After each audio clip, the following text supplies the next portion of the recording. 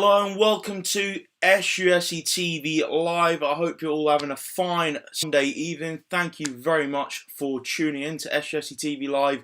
So, as you see by the title, our special guest tonight is, we call him the official Sutton United club historian. Mark Frake will be joining us in a sec. He'll have fantastic stories to tell us about the club. He's got a wealth of knowledge to provide to all the viewers. So, hopefully it'll be a good show tonight. So if you have any questions for Mark, put them in the live chat, or just general any thoughts on the eras that we're going to be talking about, and what eras would you like Mark to talk about, or any in particular moments maybe outside of the obvious ones. So yeah, put them in the live chat.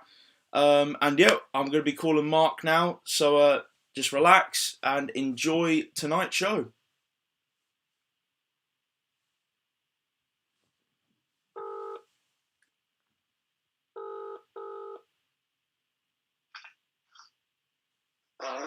Mark speaking. Hi, Mark. It's Tom from SUFCtv. Welcome to the show this evening. Firstly, how are you doing? Yeah, fine. Thanks. Yourself? Yeah, I'm cool. Thanks. How's lockdown been treating you then, Mark? Not too bad, other than an accident with my hair. Well, I've gone from about a 6 or 7 to a 1, and almost scalped myself as well. But there we go. Brilliant stuff. Well, before I'm going to get into talking with you about the different big moments in Sutton United history and your great memory. How did you start supporting the club? How did you get involved with the club? Well, my grandfather, on my mother's side, maternal grandfather, he in the 30s, he was actually the honorary assistant trainer, i.e. the sponge man for the reserve team. So he had an association with the club for quite a long time. My interest in football didn't really start until I was about 7 or 8. The first cup final I can remember watching was 69 one when Man City beat Leicester 1-0.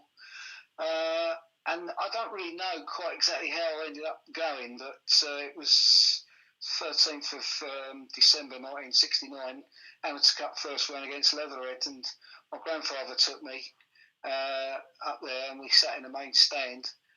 Won 2-0, and then the next game I went back to was 2 weeks later, the 27th, and we beat 2-4-1. The third match that I went to was the Hillingdon Borough third round replay, which we again won 4-1 with all the goals coming in the second half. And after that, you're hooked, really, aren't you? Because the fourth one was a Leeds game. And it went from there, really. And I never looked back, to be honest. It's, they're my club, my team.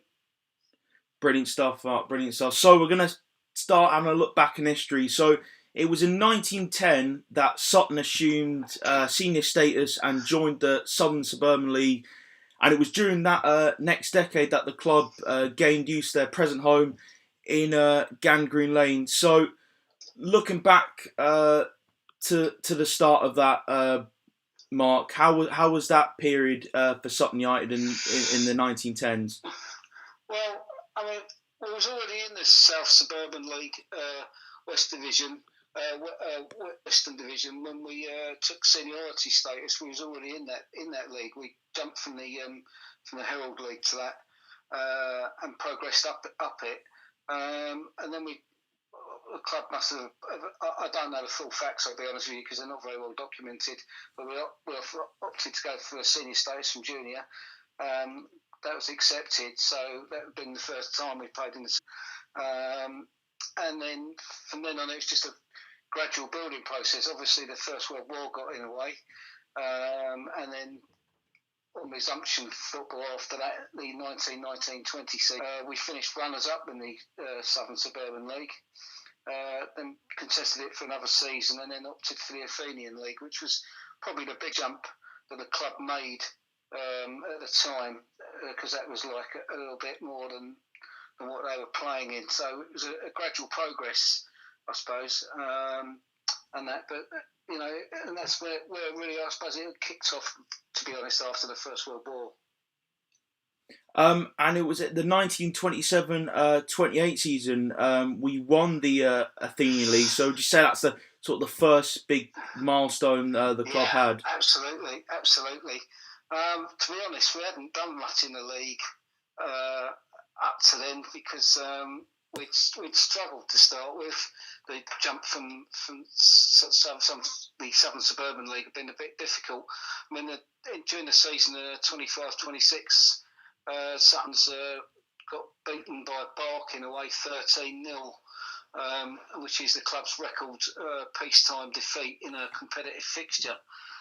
So it was only a couple of years later we were in the league. A lot of that too was with the signing of a guy called AC Savage, and I don't know his full name because he's never, all the stuff I've ever read and that his first name's never been actually printed, so I don't know his name. But he scored about 62, 63 goals that season. And he was one of the main reasons why Sutton won the league that year. They had some other good players, obviously, but he was, banging the goals in for fun. I think we signed him from something like the Croydon Gas Company, would you believe? He played a season at Sutton, and then Palace came in for him. But yeah, that was the first real major title I'd say that we took, and it would be some years after that before we would take another such a title. Certainly. And before the Second World War, we had quite a decent record in the FA Amateur Cup. We got to the quarterfinals a couple of times. We did. We got to the semi-final a couple of times. On one occasion, we lost to Leighton in a replay, and on the other occasion, we got thrown out of the competition through bizarrely two of Sutton's players played on a Sunday morning, which was not allowed if you played Saturday football. I know it sounds quite bizarre, but that's the reason. We got found out really after winning the quarter final, the match before that, because someone complained about it, but there was no evidence. But these two players, I don't know what the club did or didn't do. Obviously didn't police it properly. And these two players played again on a Sunday morning, and this time I think it was evidenced. And so we got thrown out of competition. That's a huge blow, that. Yeah, absolutely. Because actually something similar happened in the FA Youth Cup, was it, in recent years? So I spoke to Marvin about that a few weeks back, and yeah, well, they were due to play. I think it's due to host Manchester City. I think. Yeah. Unfortunately, this is totally different type of issue. This is about a youth team player who had played for another side and hadn't told Sutton that he had played for this other team. I think it was something to do with might have been international registration, and he didn't have it because he played in Wales or something. The other team knew about him because it was Clevedon, I think, or something. They were out in the West Country, so they knew a bit more about it. And as a result, he played, and they knew that he shouldn't have done, and we got thrown out. So very disappointed for the youth team and the club. Actually, it would have been have had Man City's youth team coming down the lane, but there we go. Yeah, certainly the one that got away in the end. So we remained to the fore of the amateur game after World War II, because it was we won the Athenian League time in 1946. So it was a great start. Well, that was the year of, well, not the year of, but one of the years of Charlie Vaughan. He again broke 60 goals that season in all competitions. We didn't actually start that season that well, but we've in terms of away matches, and to be honest, most of the early part of the season was all cup football, because we made the first round of the FA Cup for the first time that season as well. We beat Gillingham, who were then actually a non-league side, but still a strong non-league side, and we went to Gillingham and beat them 9-3. Which was quite an incredible result, really. It's got to be one of the most amazing results in the club's history, that one. Unfortunately, though, we drew Walthamstow Avenue in the first round, and they were about as strong as amateur side as you could get at the time. and they beat us, thrashed us on both occasions. I think they won 11-4 in aggregate in the end, because it was a two-legged affair the first round back then, and that, so it was a bit disappointing after beating Gillingham and Frake, but Walthamstow were a really good season, and around that era. And was it the season after that we came second to Barnet on goal average? Yeah, we lost our goal average. Charlie Vaughan left just after Christmas for Charlton that season. He played one amateur international, and then he signed for Charlton. And Bill Stovall came in for him, scored a hat trick on his first match and replacing Charlie Vaughan, but he couldn't keep up Vaughan's scoring record. But in the end, we came very close to retaining the title. So yeah, a bit disappointing, but it was still a good effort. Really, it's difficult back then. I mean, it's hard to judge from here. From now, what the level of play was like. But I suspect it was pretty competitive. I've noticed that a lot during going through records that. To win the league, you had to have a decent home record, and most sides did have decent home records, but you had to be able to replicate that away from home, and a lot of clubs struggled going away from home. And in the end, the top sides just managed to pick up more points away from home, really. Yeah, it's one of those real tight finishes. I've actually got a question on the live chat from Hill Sai. So 50 plus years of watching Sutton United, Mark.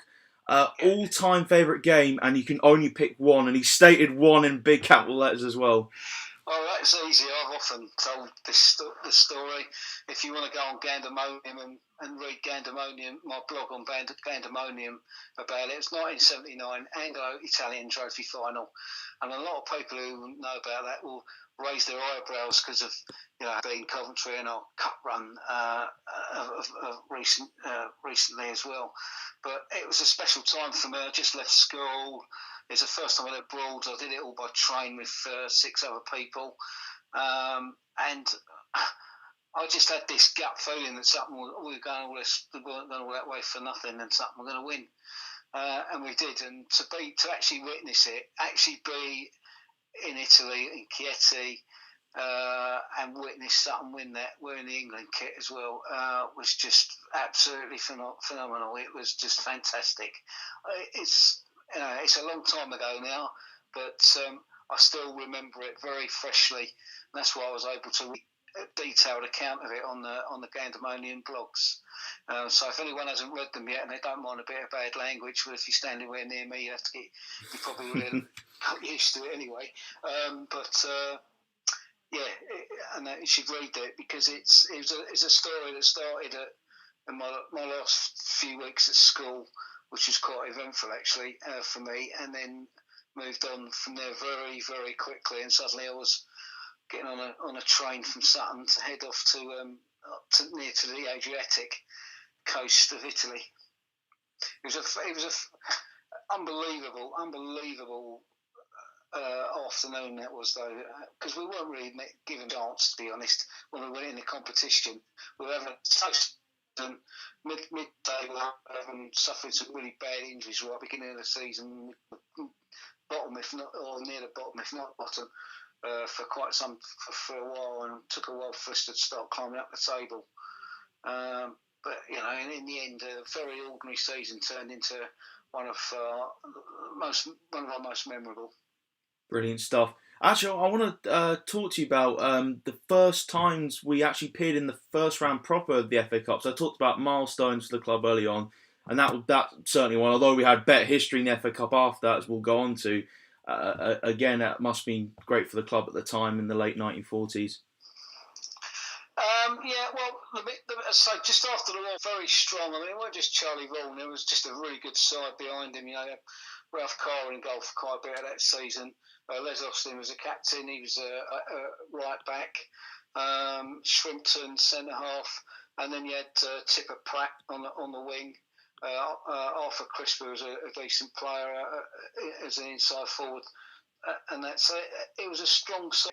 I don't know how they put it together, how it happened. Yeah. Maybe we just got our act together more quickly than other clubs did straight after the war. We followed it up again with another first round appearance, I think 46-7.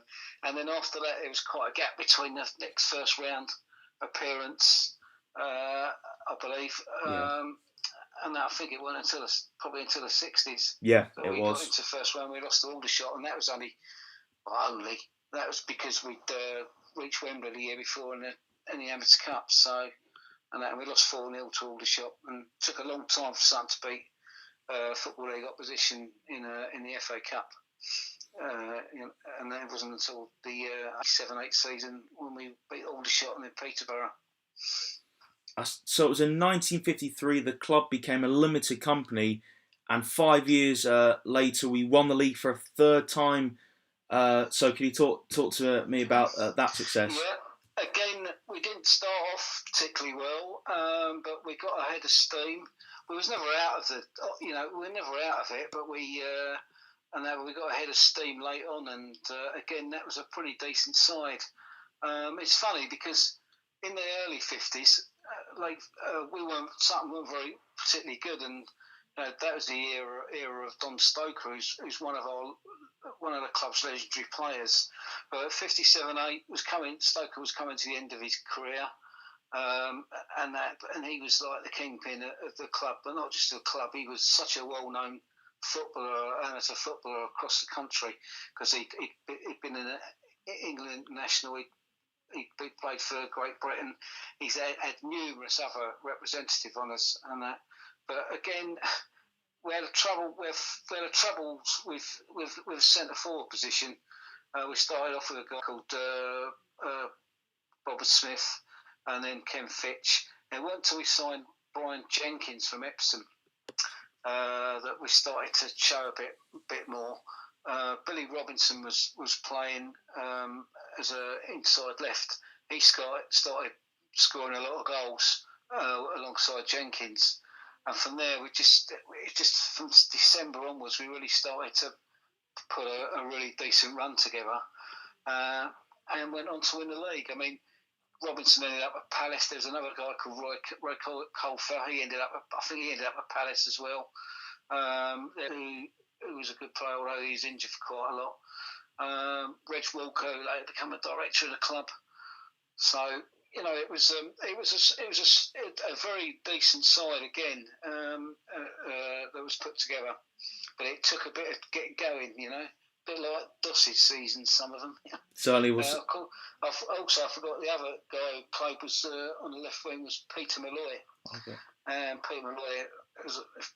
People who have long-standing Sutton fans will know that name very well, because he, as well as playing, he ended up managing the side and later become chairman. Was also around that time we had a success in our first success in the London Senior Cup. Season. It was a double season for Sutton. It was the first time they managed to win 2 senior trophies in the same season of that ilk anyway, because the London Senior was a massive competition. From after the war right away into the 1980s, really. It's a huge competition. They used to say that the London Senior was almost as tough to win as the Amateur Cup itself. Sutton beat Finchley 2-1. Wimbledon, and Jack O'Malley had to play in goal that match. Jack O'Malley, who, funny enough, I used to work with his son John at Surrey FA, but Jack made his debut because Wally Pearson had injured his fingers. He'd shut him in a car door and he couldn't play. So O'Malley made his debut and he was excellent, and he was a very good goalkeeper. And we won 2-1 after extra time. Brilliant stuff. Going to some comments on the live chat. So John Clark's commented. I think this is to refer to the final we had in 79. It was epic. I was 16, Mark 17, first time abroad without parents. Not sure I'd have let my kids go. Sorry, I'll say it again. Not sure I'd let my kids do such a thing when they're that age, but can't miss matches like that. He probably wouldn't have done back then, but back then was different, Yeah. And we were.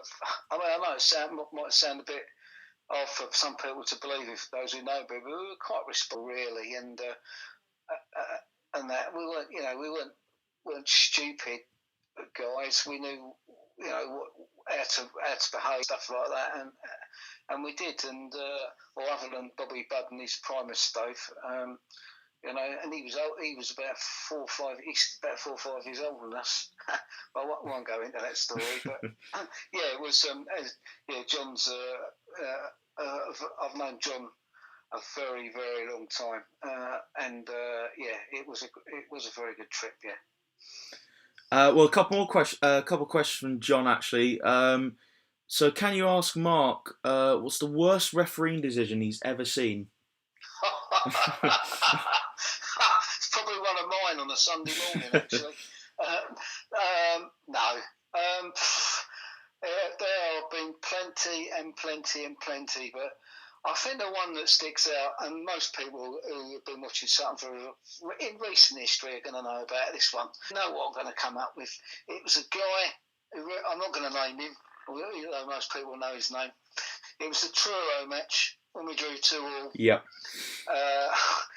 It was more than one decision. I mean, the guy, I have no idea what was going on that night. He was just unbelievable. The penalty decision that he gave and booking Ross Warner was just unreal. When Ross got fouled, he was the one who was fouled, and he ended up giving a penalty and booking Ross Warner. Then later on in the game, very much later on, it's 2-2. We're down to 10 men because he's done a ridiculous sending off for, I think, his second booking for Jamie Collins, I think it was. Anyway, that guy is clean for a long goal, just wide of the goal, but all he's got to do is hit it and he's going to score because Ross wouldn't have got near it. And there's a challenge on him when he goes down. And the referee blows his whistle, and I thought, oh, great, they've now won with a last-minute penalty. He goes over and he books their guy for diving. It's the bloke's second yellow, so he sends him off.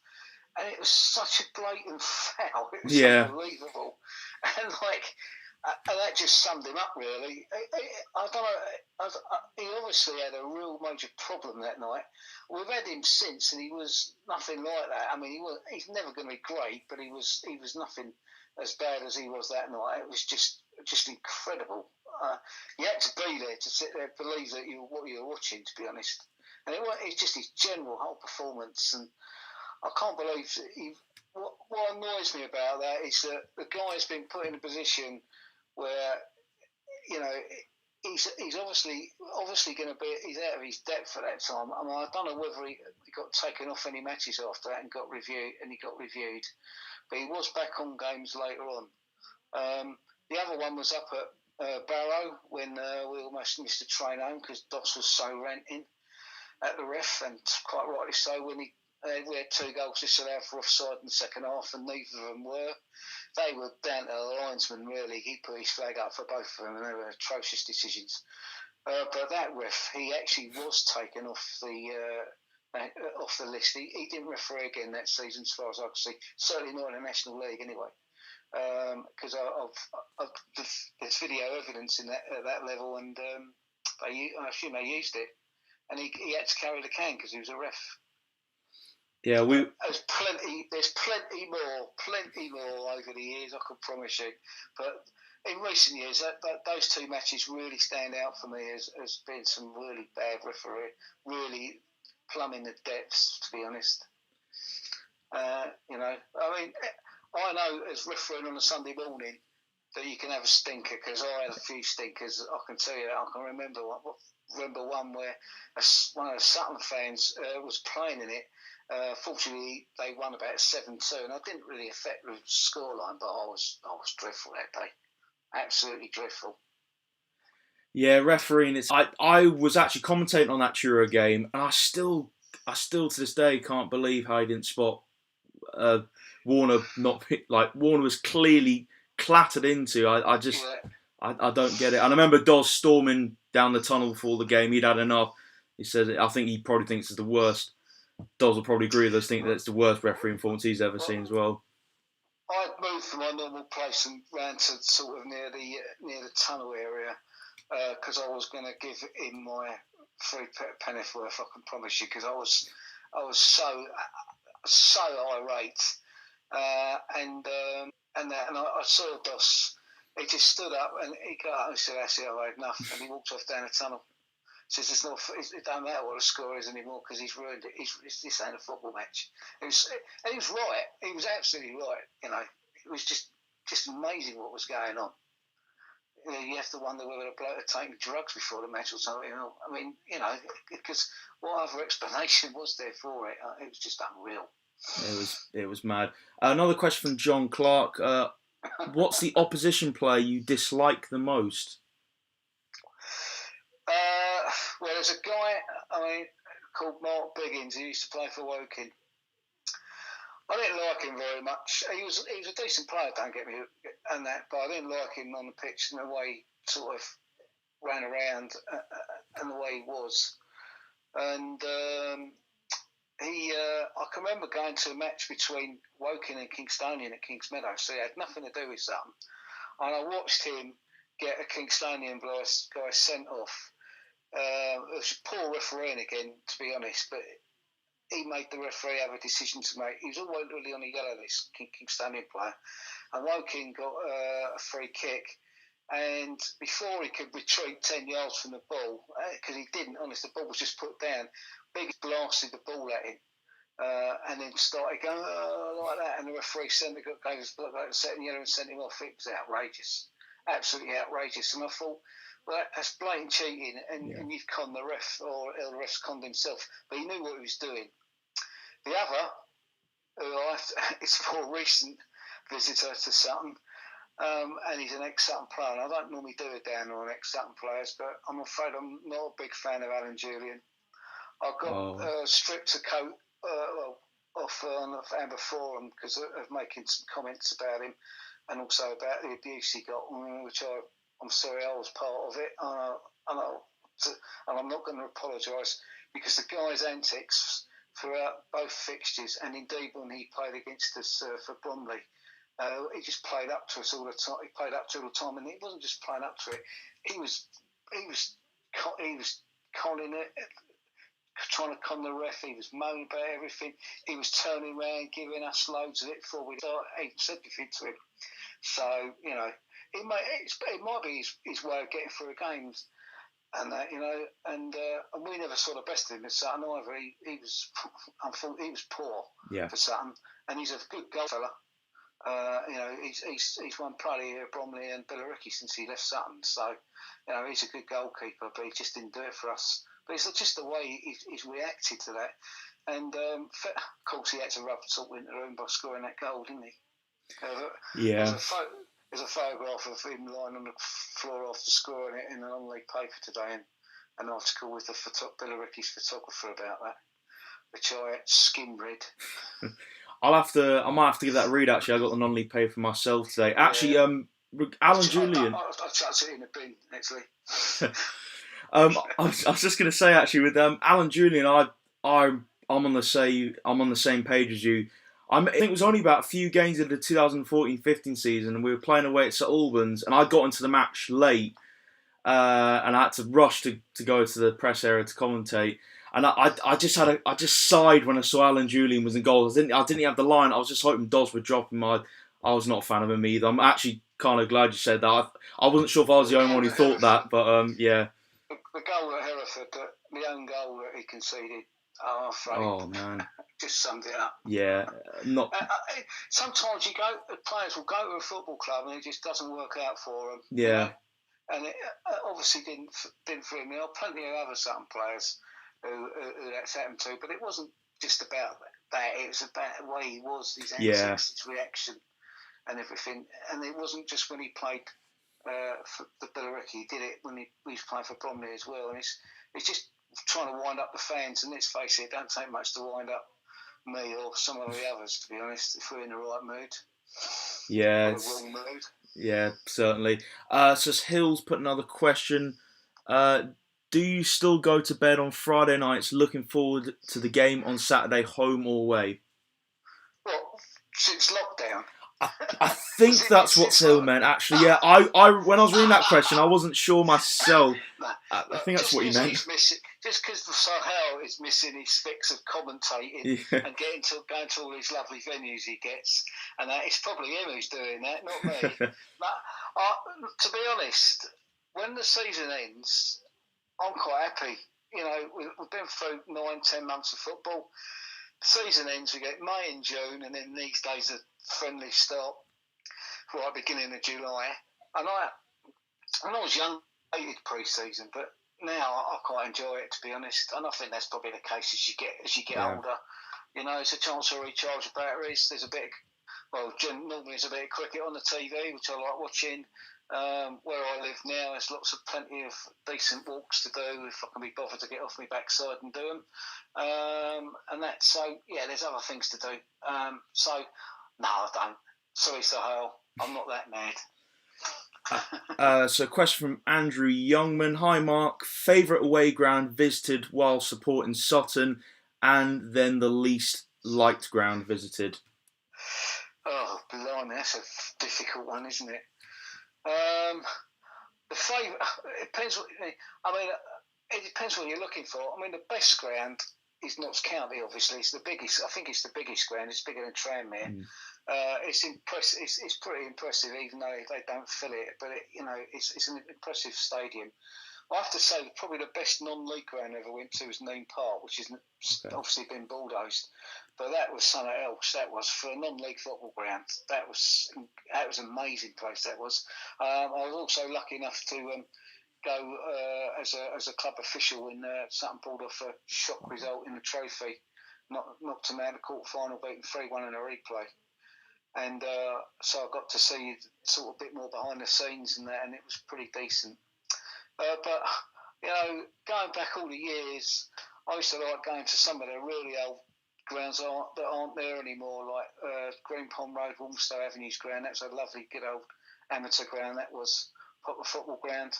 Then there was the Wreck, but then there was a dump. It's a dump. It's even more a dump now, but it just had some romance to it. It was Clapton's old spotted dog ground. I used to enjoy going there. The worst is going to be Harlow Sports Ground or they used to play in or Croydon Sports Arena. Dreadful places, absolutely dreadful. I mean, I know we used to have a running track around it, but it was a cinders. These were proper 8-lane tracks, and all the. If you've ever been at Hornchurch, they're even worse than Hornchurch because at least Hornchurch had some stands in them and seated areas and all that. Croydon had a little bit of terrace in one side, and Harlow had a stand and grass banking, really steep grass banking. Dreadful place. Can't believe they actually played Leicester there when they beat them. And that, because I just don't know. I mean, the health and safety would never have it now, and probably shouldn't have had it back then, to be honest. Awful place.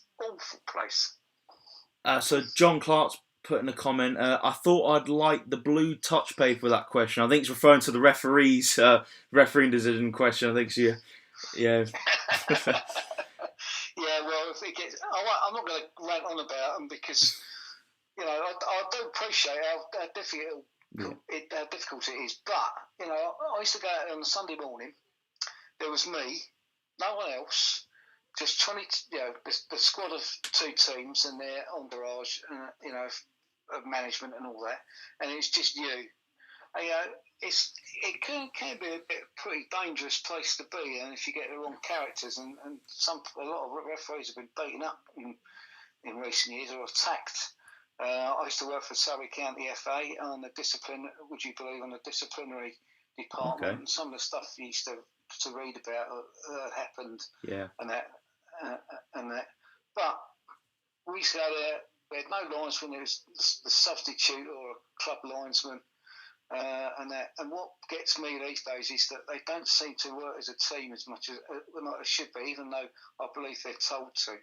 I don't think half the time especially in the National League, the linesmen or assistants, as whatever you want to call them, they just don't seem to get involved in the game. They're too scared. I just find it, and you fall between 3 of them, they get most of it right, but some get so much of it wrong. It's not true. But there we go. Uh, Anyway, got to move on from that. Got to move on um, from referees. yeah. Stuart Howells asked, is there any chance of getting your Sutton United archive on the official Sutton website? Well, I expect there is. I don't know how we do it because I am not computer savvy. I know certain bits, but yes, we could do it. I don't have a problem with doing it, but I would need to go through it with a fine tooth comb, and it would need a lot of touching up Excel spreadsheets. But I am pretty pedantic about what I've got because I've got stuff. I have got a huge database that is what I call my players database. Right. And it's not just one. There's 3 of them. There's pre-war. There's second during the war because we actually played football during the Second World War. Yeah. And then since the war, and they're pretty big. And I don't know how I would get that information onto a website because it is massive. It's how many games they've played, where when they made a debut, how many goals they've scored if they did, who we signed them from, who they played with before, where I knew, where they went to afterwards, where I know. And I'm a sad anorak, but on Twitter you get quite a lot of people putting up old programs and that, and often they put the team sheets, and I'll scour them looking for ex-Sutton players. I love looking at the old programs. I'm all for that. I've got loads of old programs, although not nowhere near as far back as probably what other people and yourself got. But I love looking at old football memorabilia. It's great. So actually, I'm going to talk to you about. We made our first appearance at Wembley in the Amateur Cup final, losing to South London rivals Wimbledon 4-2. So can you talk to me about that? Well, again, 62-3. Sutton didn't have a great start to the season, and to be honest, that was the very harsh winter where football was off for. We didn't play anything for about 2 months. I think we played on Boxing Day, and it started snowing, and it didn't stop until well into February. So Sutton didn't play a game until the 16th of February in the new year after stopping on Boxing Day. And I don't know what it was, but Sid Can seemed to get his team what he wanted together. It hadn't started too well. We've been all right. We haven't been bad. It hadn't started as well as we would have hoped. But he switched the side around a bit. And we just went on this run and beat Clapton 4-1. Maidstone League, then we were a Fenian League side. Beat Maidstone, who I think were in the Corinthian League, 6-0 in a replay. Then we played Stratford Town from Stratford upon Avon, 4-0 win. Alton Town, which most people will remember from more recent years, in the quarter final. And they were actually described as one of the best sides seen down at Sutton at the time for many a year. Alton Town from 1963, and we beat them, got through 1-0. Then the semi-final was we got a bit of fortune drawing Hitchin, who were also in the Athenian League at the time, and we thrashed them 4-0. I mean, I think they hardly got a look in that game in the reports I've read. To get to the final and came up against Eddie Reynolds, and basically Wimbledon just kept banging the ball long, and he scored 4 goals with his head. But I spoke to Johnny Shears, who was left back that day some years back, and he told me that the Sutton centre half Tony Price, he got injured. Well, he got a knock on the head really early on, and he was actually concussed, and he was marking men. He said Sid Can should have swapped them over and played Price at left back and put him at centre half, and maybe Reynolds wouldn't have got 4 goals with his head. I mean, I've seen the goals, and they did have quite a bit of room to get up and head them in. But some feat still to score 4 goals in the Wembley Cup final. But yeah, they were the favourites. They were the Eastbourne League side. They won the Eastbourne League that year. They were probably the top amateur side at the time. So it wasn't not bad for us losing. And apparently Sutton were a better footballing side that day. Pulled it back to 2-2 as well and 2 late goals. So unlucky. Yeah, we sound like we gave it our all in that game. So certainly. Well, we had a decent side. Eddie Clapp was who died, I think, last year. I remember speaking to him after I had, I can't remember if it was the 50th year. I think it was the 50-year anniversary of that Wimbledon final, and I managed to get a few of the old players down, and Eddie Kleck was one of them. And he, he was being pushed to get in England to play for England amateur. He was a good player. Trevor Bladen was young. He only just broke in after the bad winter. He was one of the main people to come in, and he was very young, but he was he was a very good player. Roy Osborne, great player. Paul Bates, big centre forward. Dave Hermitage, Sutton legend. Playing days, being a club secretary and then later the chair. And Mickey Goodall, who's got one of the best goal scoring records for the club in terms of goals per game. So yeah, it's a good side, Sutton had. Brilliant. So John Clark asks, our mate Webby wants to ask Mark about Eastbourne and Vaggy. I knew this was coming. There's something about worst ever ran mentioned Prevett at Sandy Lane. Worst ever rant? No, my worst ever rant was at Ebbsfleet on my birthday in September 2015. You can ask Bob Budd about that, and I'm not going into it. But I had a lot of stuff going on at the time, including my next door neighbour cutting my gutterings off, so I didn't have it. So there was no way for the water to go, and I was in a real bad back then.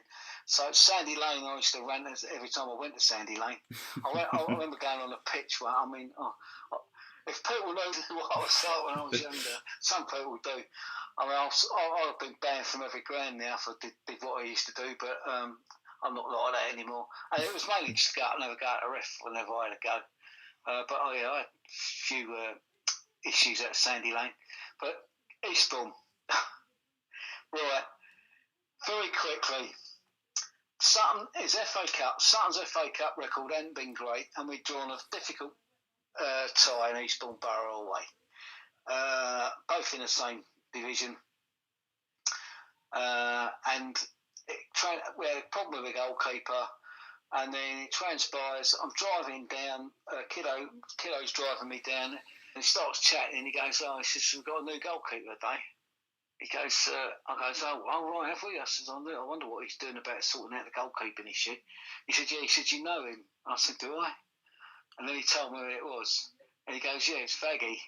Now, I think Vaggy might be listening to this.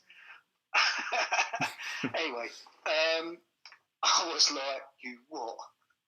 So that already put me in a bad mood. And there's no disrespect to Vaggy, but he was 41 or whatever his age he was. He was past his 40th birthday, and let's just say he wasn't as the athletic Vaggy that I knew from playing goal against us for Hampton. Anyway, there was a delay to the kick-off, I think, and I probably had a couple more beers than I would normally do. I don't actually drink before games these days, but I had a couple of beers. Cut a long story short, I think we were losing 2-1. I think they scored with 2 shots. I think, here we go again. And then Sutton players bursting away through midfield. We got a good attack on, and he gets hacked down. And I was just livid. And I walked down, and I went to kick the fence post. Right, that's what I aimed at. But anyone tell you about my footballing ability won't be surprised that I missed the post. I've only got small feet. I went through a gap in the fence, straight through an advertising hoarding, one of these flimsy ones. British Gas it was, a flimsy one, and so Eastbourne Borough lost a cheap advertising hoarding, and I lost a big toenail as a result. Not my finest hour.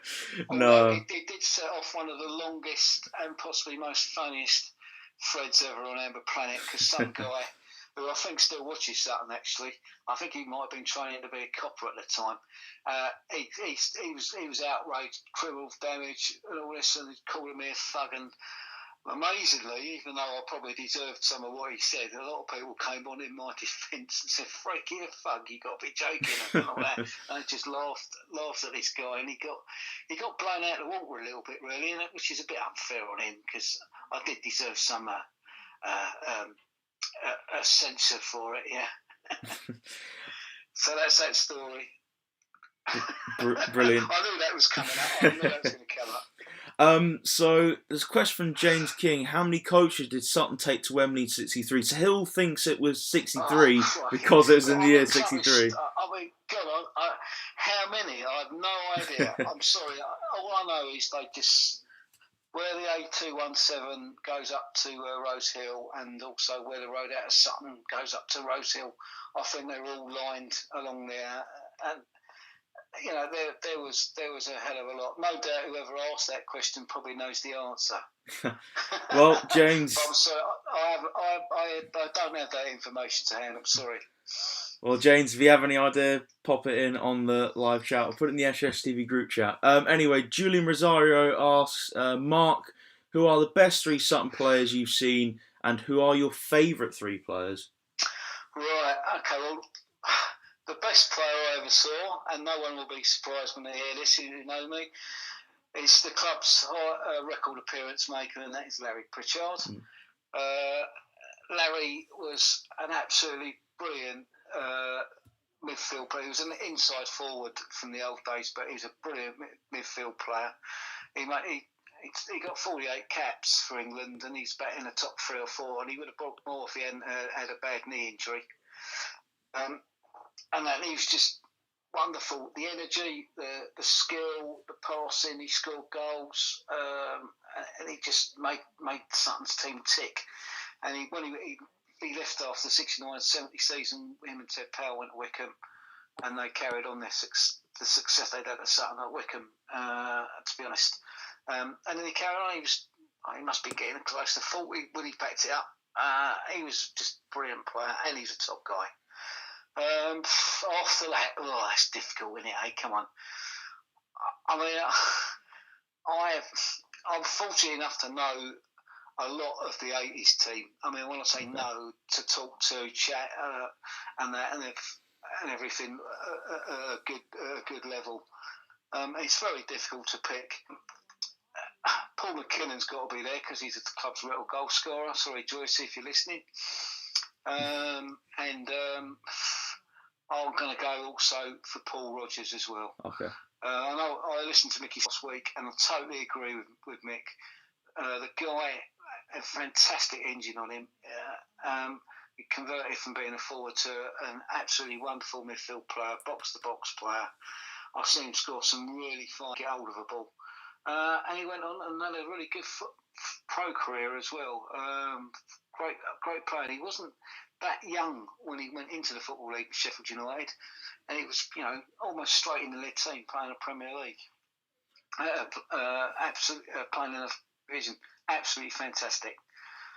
Favourite players?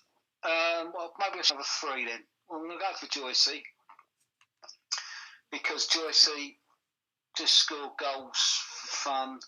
And I just like watching Mickey Joyce as well. He wasn't the most orthodox of footballers. I think he used to be described as gangling in the local press, or maybe that was by the football club press secretary writing a report to that. I can't remember. But he was a decent player, and he had a fantastic goal scoring record. And it's just a shame his career was cut short by his hip injury. I really liked Tony Raines, probably because he was such a consistent player. Week in, week out, he was nothing. There was no rules about him, but he was just such a consistently strong defender, good deliverer of football, scored a few goals as well. And the other one, this is so difficult, isn't it, off the top of your head? I'm going to stay in the era of the 80s. And I am going to go for Mickey Stevens because he's undoubtedly one of the most skillful players I've seen wear a Sutton shirt. Absolutely brilliant player. And he got 7 caps for England, he tells me, not 5 as the book I had says. and well deserved as well. He was honestly, he's a brilliant footballer, and all the guys that I've mentioned could have played a lot higher than they did. But of course, you know, you could go through. I could go through years and years. I mean, I've been watching something for 50 years. That's a hell of a lot of players. Yeah. Graham Dennis, what a footballer he was in the 70s. Fantastic player, and a top guy, Graham Dennis. And sadly no longer with us. Trevor Bladen, he was a very skillful footballer. I had pleasure watching him for 3 or 4 years, and then he went to Dulwich and played against us and did it all against us. But I could go on and on and on, you know, from the Dosses era, Jamie Collins, Craig Dundas, two absolute legends of football club. Harry Buten's a great footballer. He reminds me a lot of, he reminds me a bit of having Curly's engine, as does Craig Eastman, up and down player. You know, Dominic Felton, brilliant player. Oh, fantastic. Dominic Felton's ability to chip goalkeeper was just absolutely unbelievable. And he didn't just do it once, he did it time and time and time again. One of the best finishers I've ever seen play for Sutton, Dominic Felton. Fantastic player. But, you know, I could go on, you could be sitting there 3 o'clock in the morning, you know, just been lucky. With the 50 years that I've been watching Sutton's coincided. Yes, there's been so many ups, and you know, if all the people that have been watching Sutton in that period, same as I have, and that, you know, you can't complain. If you do, you're mad. You do. I mean, some people have done in the past. Don't get me started on that, but you know, you know, we're just so lucky, and it's not just the things that we've won and the football we've watched; it's the players we've seen. You know, we've just been so lucky, so lucky, and it's so difficult to compare the eras of each of the players as well. And I know I've picked guys from the 80s, 70s and 80s and that, but, you know, it's and I apologise to all the squad, by the way, and that if anyone's listening, which they probably, if they've got any sense, they bloody well aren't, and they've got better things to do, and listen to me. Prattling on, but you know, I have to say that, you know, the game has changed so much now. The athletic ability of these footballers that we have now is incredible. The fitness levels, I think, are so much greater, and you know, that's the difference to my mind. It's how much more physical the game is, and how much it's on about, you know, having that engine inside you, because so many of the Sutton players have got that now, and you need it to compete in the National League level. Definitely, and we'll get on to that later on about how well we've done this season. Another question from Julian Rosario. Vaggy wants to know why you carry a rucksack to football and what's in it. Till also said, I like that question, Julian. Brackets his rucksack. Right, what's in my rucksack? Well, it's my vapes, and my backup vape for when the other one runs out, because I run on a power, obviously. Yeah. So I've got one of them on and one in the wash, as Fraser said about Mannering and Dad's Army years ago. I normally have some food in there, normally a couple of rolls. Sometimes there's a flask of tea. I've got a folder which I put my program in, so it doesn't get ruined by rain or whatever. Other than that, not a lot really. What else does he expect me to have in there, to be honest? Well, he's maybe having some sort of big reveal, but yeah, sorry, Julian. No, it's not. It's pretty boring, really. So anyway, I'm going to get back on to the history of the club now. So we had a really good period, 67 to 69. We were champions, runners-up, and we reached the Amateur Cup final. So I could talk to you about that good period at the end of the 60s. Well, to be honest, when you look at that team, and I've had discussions in the past with people like Dave Fairbrother about this, and it was a difficult time.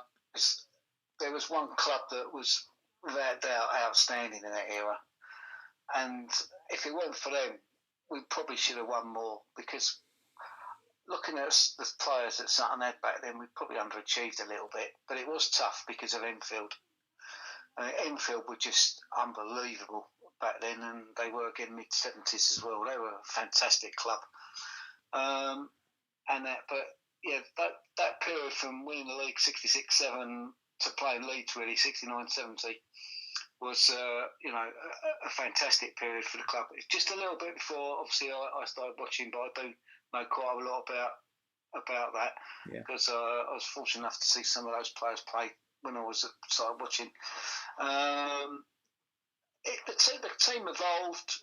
Sid Can would change things around a bit players wise. I wouldn't say he never seemed to be able to settle so much on what his best team was, and obviously players lost form. There was injuries. I mean, Ted Powell broke his leg in the quarter final of the '69 Amateur Cup at Leytonstone, so he missed the final. In the previous season semi-final, he made two massive boobs, scored an own goal, and I think he's bad back pass as well, which cost us, and we lost to Leytonstone 3-1 in a replay at Brentford.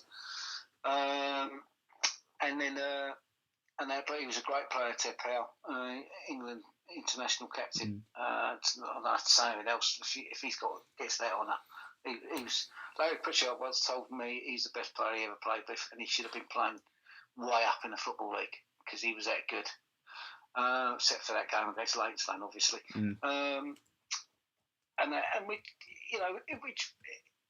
He had Mickey Mellows, who I read Mickey Mellows, but apparently on his day he was unplayable. Peter Drabble, something bought Peter Drabble in. He played been around a bit, an experienced player, not the biggest centre forward in the world. Terry Howard on the left wing. He was actually my first favourite player. Okay. He stood out a bit because he had this blonde hair, his barrel-chested figure. But he was a terrific player, Terry Howard. Bladen, and there's young, then they brought in Trevor Wallman, John Faulkner, of course, he didn't stay long because he ended up being signed by Leeds. Dave Roffey in goal. Again, that's what I was saying.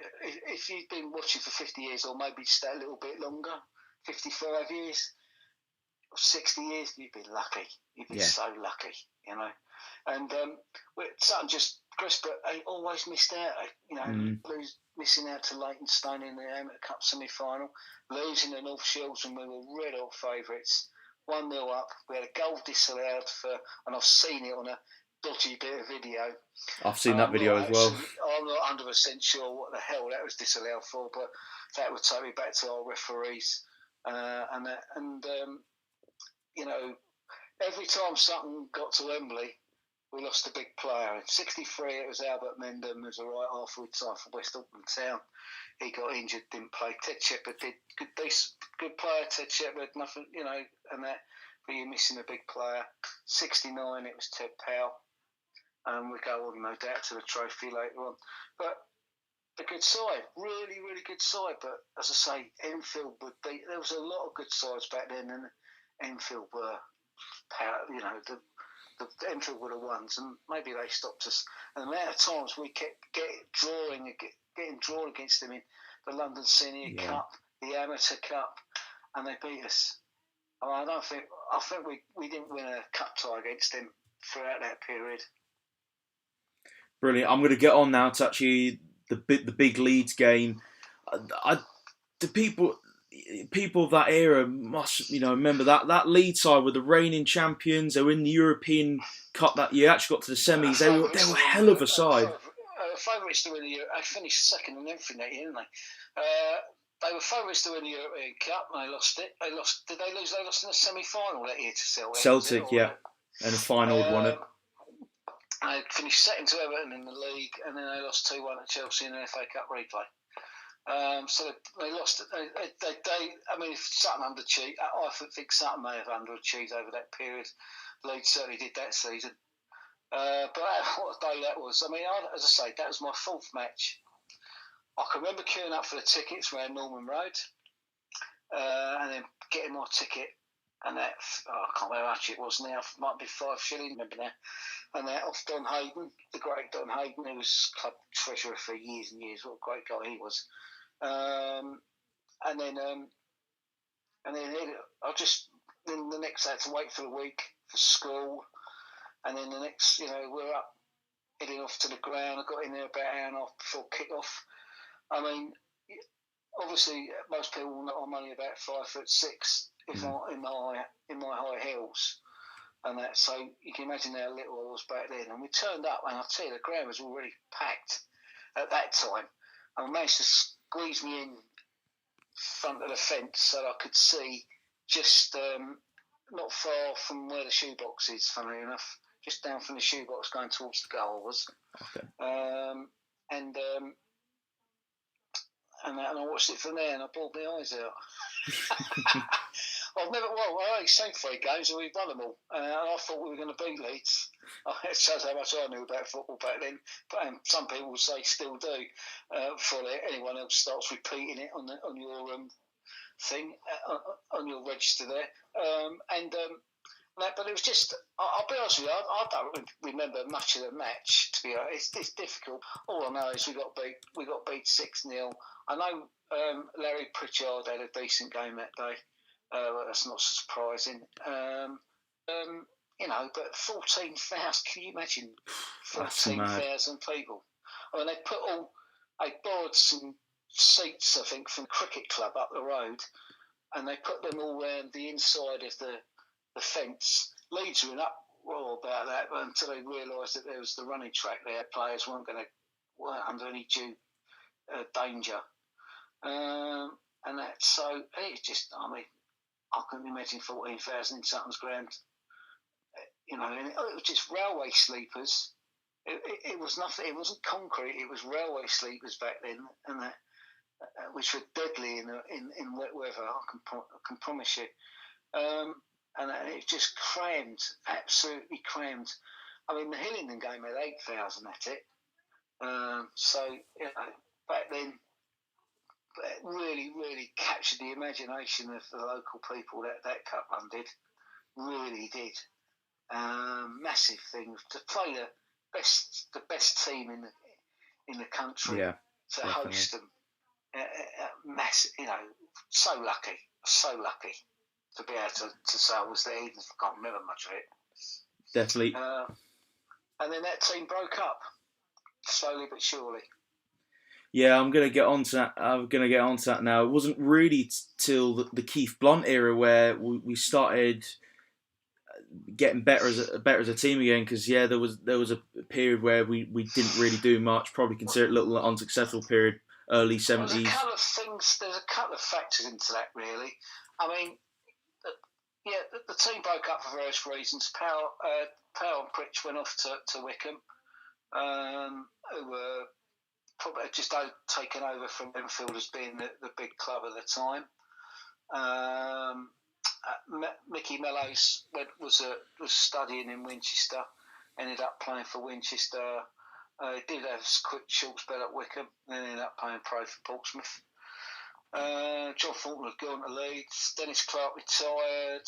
I mean, to be honest, the 70-71 season, we finished second in the league, and we only lost out by a point to Wickham that season. And bear in mind, Cannon had to really change the team quite a lot. We'd done marvellously well that season. That's one of the seasons, really, considering the circumstances, 70-71. Because, as I say, and we would have won the league if we hadn't lost at home at Maidstone 2-1 in this. I know it's September, but they were about third from bottom, and that was an atrocious home defeat. Gary Bloom was in goal for us. We'd signed him for Walton to replace Dave Roffey, who'd been put in reserves, and he had a nightmare. And he ended up, I think that ended up being his last match, and Dave Roffey was back in. We brought in Chris Kelly, a leatherhead lip, and Willie Smith, who we signed from Tooting, and then later Ken Jelly from Tooting.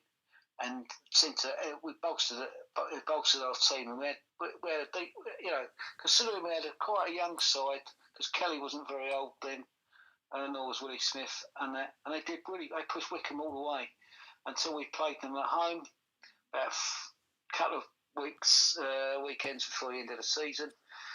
Massive crowd over, I think it's 3,500, and we only just matched that recently, you think, against Ebbsfleet. It was the first time we broke 3,000 for a league game at Gander Green Lane since that match in April 71. and we lost 1-0 to Wickham, which was good as good in the title. Their goal, Larry Pritchard. Yeah. So so now moving on to that Keith Blunt era, which involved the Anglo-Italian Cup win. What were your sort of early memories? Obviously, everyone remembers that Anglo-Italian Cup win. What were your sort of early memories of when Keith Blunt came in '77? Well, 76-7 season was almost a disaster because we almost got relegated. We were in the end. I think we managed to beat Walthamstow, and it got us over the line. But we were struggling. I mean, we lost to Ilford twice that season, who were then managed by Barry Williams, and they got relegated. I mean, Barry had taken over, and he managed to get some decent performances out of them, and their results improved. But we lost to them over a period of about a month, I think it was. And we were just, we were struggling. Yeah. But Alan Pentecost was the manager at the end, and he made one big, what proved to be massive signing, and he swapped Mickey Preston, who was a centre half, for a young player called Paul McKinnon from Woking, and they swapped them both. And well, what a signing he turned out to be. But not as a forward though. He was playing in midfield and sometimes in a fullback. He didn't start as an out forward back then. So 77-8 season weren't bad. We finished sixth that season, and he just steadied the ship a bit. Keith Blunt did, and that got the club sort of back on an even keel from that 76-7 season, and the sixth place finish, that was been our highest since the, I think, probably 71 season actually. Yeah. So we've done pretty well, and then of course following season, 77-8 season was on as well from Barkingside, and Norman, cult hero Norman. Anyway, I just asked someone who was at Bishop Stortford that night. We beat Bishop Stortford 2-1 about his goal at Bishop Stortford, and that's just incredible. It was just amazing, that goal. I think he took it around two players at least 3 times before he put it in the net. He's just taking the mickey out of it. I ain't kidding. It's unbelievable. I'd love to see that goal. But Keith, I know Keith wasn't very well liked in his second at the club after Barry Williams, but he steadied the ship, and we got some good players in, and then we won the Anglo-Italian, and that really did kick-start what was a second golden era. The 60s was our golden era. Well, what followed after winning the Anglo-Italian for a decade was our second golden era. Yeah, we were such a competitive outfit, weren't we? Actually, one thing I want to say is Keith Blunt went to Malmo after they got beat by Forest in the European Cup. Were you surprised about that? He knew the coach there. The head coach at Malmo was a bloke called Bob Houghton. And he's obviously, I think Keith knew him, or and he got offered the assistant coaching job there, and he ended up being their number one coach, and so people have a go at Keith Blunt, but my God, out of all the players, because he played for us, and people to go on to manage, did anyone else? So I'm just going to make myself a cup of tea while I'm chatting. No problem. I am able to do 2 things at once. Would you Brilliant. believe? Just. See, men can multitask.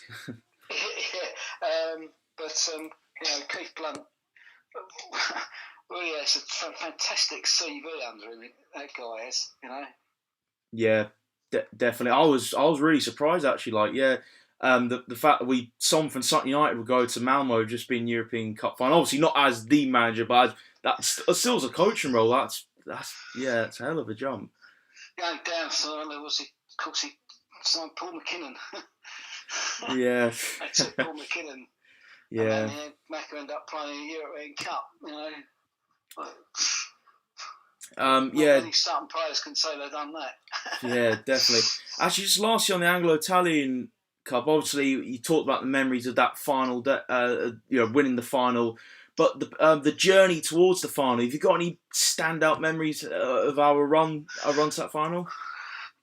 Well, I didn't go to the first 2 qualifiers because I was still at school then, for the '79 competition. Yeah. And I was actually, I think I was doing I don't want to bore people. If you want to be really bored, we'll read the Gandemonian blog, which I keep plugging, which Gandemonian be well chuffed about if they're listening. I was actually on stage doing a rehearsal because even though I was only 5'3" at the time or whatever I was playing Al Capone in a production called Big Al at school. And I actually forgot about the first match. And then, of course, we managed to take 4 points out from our 2 games in Italy, and none of the English sides managed to get to get any. So by the time Pisa arrived, all we had to do was win, and we were in a final. Yeah. And we did. Paul McKinnon scored a penalty. Second half, Pisa chucked everything at us. They were a decent side. They should have got to the final for the Italians. And but we managed to hold on. John managed to kick one off the line second half, and we won 1-0. And so we're in the final, which was fantastic. And then we played Getty on the Saturday, which is a bit of an anticlimax, to be honest. And they beat us 2-1, or sorry, 1-0, I think it was. And by doing that, they qualified for the final.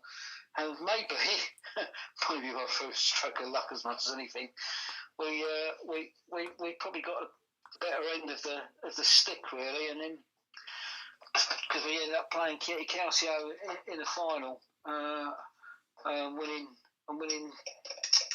2-1, as everyone knows by now, I should think. Yeah. And like I say, first trip abroad, I was only 17. Absolutely fantastic. I won't bother anyone anymore, but you've just no idea what it's like. Unless you've actually there and that, but watching your team win a cup final on foreign soil and that, and not even neutral foreign soil either, just their own pitch is just fantastic. 8,000 in the ground. Ground was a big sort of bowl, and there was behind it was hills of houses for villas just planted haphazardly in there. Good backdrop actually. Football ground, just unbelievable afternoon that was. And trip, loved it, absolutely loved it. Still remember it so vividly. Brilliant. I've actually looked over the footage of that trip, and it looks like you mentioned about the backdrop. It's absolutely lovely place to play football. Yeah, it was. It was a bit different. See Ballarm House from on the Connery Road end. Yeah, definitely. So now onto the Barry Williams era. Just even looking at the start of it, early days of it, we were FA Trophy runners up. We were second in the league a year after that. We reached second round the FA Cup, won a cup treble. Talk to you about those memories at the early days. Barry took over. Well, it was 79-80. He'd actually managed to side in the 2 away matches in Italy because Keith Buck couldn't get away from Sutton Manor where he taught. So Barry did it. And so it was the obvious choice to take over. It just a seamless thing, which the club does like to do, and it always has done. We got to an Anglo-Italian final in Trieste on penalties, which Mickey Stevens covered last week. He was absolutely brilliant in that match, by the way, and it's just a shame that it's his penalty that was well saved by the keeper. But he was brilliant that night. Very windy night. I had a splitting headache all through the game as well. Yeah. And again, we travelled by coach for that one. Sorry. And then 81 Wembley. Don't go there. I mean, bit of a sore one. If travelling, watching on foreign soil is, it's got to be one of the highest things you can experience watching football. Losing the last minute in a Wembley Cup final has got to be one of the lowest, isn't it? If not the lowest. It wasn't. I don't think it was a great game. Mickey Joyce was injured. No disrespect to any of the other players, but Joyce proved how much we missed him at Wembley by scoring a second half hat-trick against Bishop Stortford, and we beat 4-1. And his goal scoring record against Stortford generally was just absolutely outstanding. And then, okay, I'm not, it's all ifs and buts, but I'll say I would have won that game if he'd been playing. Simple as that. Brilliant. Can you talk about the cup treble as well? I think was that 82, 83 season? 82-3, yeah. That was something. I mean, that season, again, maybe we should have done a bit better in the league. I mean, we didn't finish low in the league, but it was competitive, the Isthmian League. It wasn't easy. Yeah. It wasn't an easy league. But we managed to get through to 3 finals. I can remember the Welling semi-final. We were 1-0 down and playing up the hill and come back and scored twice with John Rains and scoring the winner. I think Ricky Kidd scored, and then John Rains with a header. With Kiddo jumping down and celebrating on a picture of him. and that was a top win because they're a good side, Welling, tough side. And then getting to the final, which was a bit of an anticlimax in London Senior Final. Woking had been relegated from the league that season, but they'd given us 2 hard matches and they gave us another hard match and won 1-0. So we've been in 2 London Senior Cup finals and won them both. It's not, and that's it, 100% record. The rest of the Senior Cup record ain't worth talking about, to be honest, for most of the season. Bogey competition, but anyway, I won't go into that. We won the Senior Cup as well, 82-3. Can't remember who we beat that season because we won 6 on a trot. So, and that just escapes me a minute. I could look it up, but I won't. Someone can probably come on and tell me. And then the Hitachi Cup, the Isthmian League Cup, over 2 legs with Wickham, and beating them over 2 legs was pretty decent actually, because they were still a good side back then, Wickham. So great season. To win 3 competitions like that was excellent. It really was. And then the following season, we almost did it again. We lost won the senior semi-final to Kingstonian 3-2, and we were actually in the division below us, so it was a bit of a shock result. But we managed to retain the other 2, beating Wickham again over 2 legs, and beating Epsom Hill in the Surrey Senior final. Sorry, the 82-3 final. Oh, that's right. I cannot forget it. We thrashed 2 in 4-0. And they were our big rivals back then. What an afternoon that was at Richmond Road. Fantastic game. Something brilliant that day. Absolutely hammered them 4-0. Love it. Nothing better than Sutton winning 4-0. So, 83-84 season, we finished 4th. But then the 2 seasons after that, in 85 and 86, we won the Isthmian twice. And the reason we won it twice, so promotions were around then, is we didn't take promotion up in the first year. So can you talk about the memories from both of those title-winning seasons and the reasons why we didn't take promotion in 85? Well, 84-5, I'd say the club probably wasn't ready on a financial footing. I think that's basically what Peter Malloy was saying. But the ground wasn't ready either. We had the 2 old stands that were condemned, and they were eyesores, and they were actually falling down. I can remember one bit of the stanchions of one of them was just severed off. It was just leaning on the bottom of it, bottom of its post, and they had to come down. And I suspect it was a financial thing, and they had to do that and put the covered turreting up, which now looks bloody awful, doesn't it? But there we go, it serves a purpose. And that. So I think it was purely financial, and I didn't think we could afford it. I mean, it's no different now, I suppose. It's about how much it costs to do all the travelling, Yeah.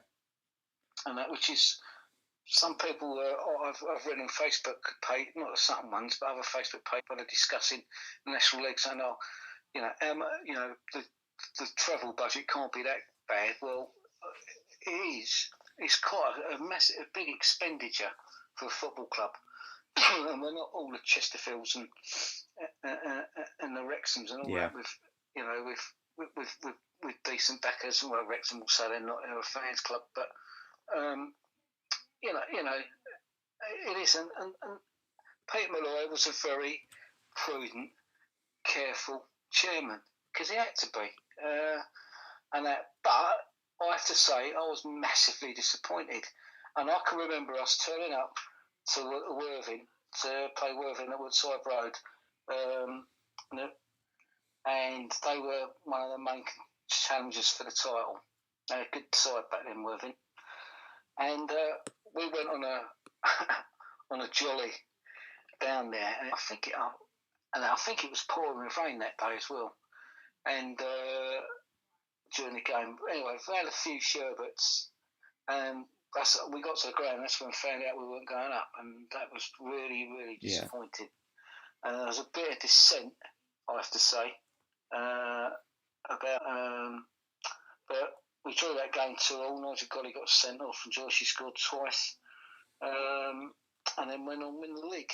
And the following season, to go and do it again, especially when Yeovil were in the league, 85-6, was a pretty decent feat. And we didn't have the best of starts. We played Bognor in October. I was actually on holiday. We played Bognor 3 times in 6 days, and I missed all of them because I'm on holiday. I took a week's holiday with my mate, with John McClarkey, and we lost in the middle. 2 of them were League Cup matches, and we drew 3-3 and won the replay 3-1. The middle one was a league match, which we lost 2-0 at Bognor. I think Lenny Dennis made his debut that day for the club, and we then went on this massive run. That was the 19th of October, and I am reading this out of a book. But I am recalling stuff that I remember, and I am reading the dates out of a book. 19th of October, and we went on a massive run, 23 games, I think it was, something like that, unbeaten, until we went to Yeovil on the 22nd of April. Over 5,000 turned up for that game at the Old Swish. We lost 2-0. They were the better side that night. And after the game, all the Yeovil fans were running on a pitch like they'd won the league. And we were all standing going, what the bloody hell are they doing? All they've done was make it a little bit more difficult for some. But then, we went on. We had 1, 2, 3, 4, 5, 6 league games left after that. And we lost one of them, won the other 5, won the league. And to be honest, the second time was probably the better achievement than the first, which in itself was a bloody good achievement. Yeah. Just wonderful stuff, really. Paul McKinnon scored 50-odd goals that season. There was other, Mark Golly. Well, I'd say Rob Fernie goal, the Golly brothers, the Range brothers, Lenny up front. Mickey Cornwall came back to the club. He scored twice on his return, and that we won 2-0 at Barking, and he scored both goals on his return debut. Good side. Ricky Kidd had started, but he left by then. Really, really good, tight side. We didn't use a lot of players that season. Yeah. Probably a bit lucky with injuries, I don't know. Steve Bangs. There was a bloke I used to castigate when he was at Carshall. He started at Sutton and he would join Carshall, and I just didn't rate the guy. And I must admit, when he came back to Sutton in the 80s, I thought, oh, God, what are we doing in there? But he was bloody excellent, Steve Banks. Absolutely excellent player. He was outstanding. I think him and Roger Mackay both won Player of the Year. I'm not sure if it was the 84-5 or the 85-6 season, but they joint won Player of the Year. But they were really, really good. Great stuff. James King's put some comments in. He firstly said, did we not do something similar in 2015 where we played Hemel 3 times a week? Yeah, something like that. Yeah. It's not unheard of. The 76-7 season, we kept playing bloody Croydon all the time. I can't remember how many times we played Croydon, but we started off, 1, 2, 3, 4, played Croydon 5 times in about 6 weeks. Another question. And they were all bores, absolutely boring matches as well. Oh man, not great there. Not the most entertaining period of matches in Sutton's history. So James King put another comment.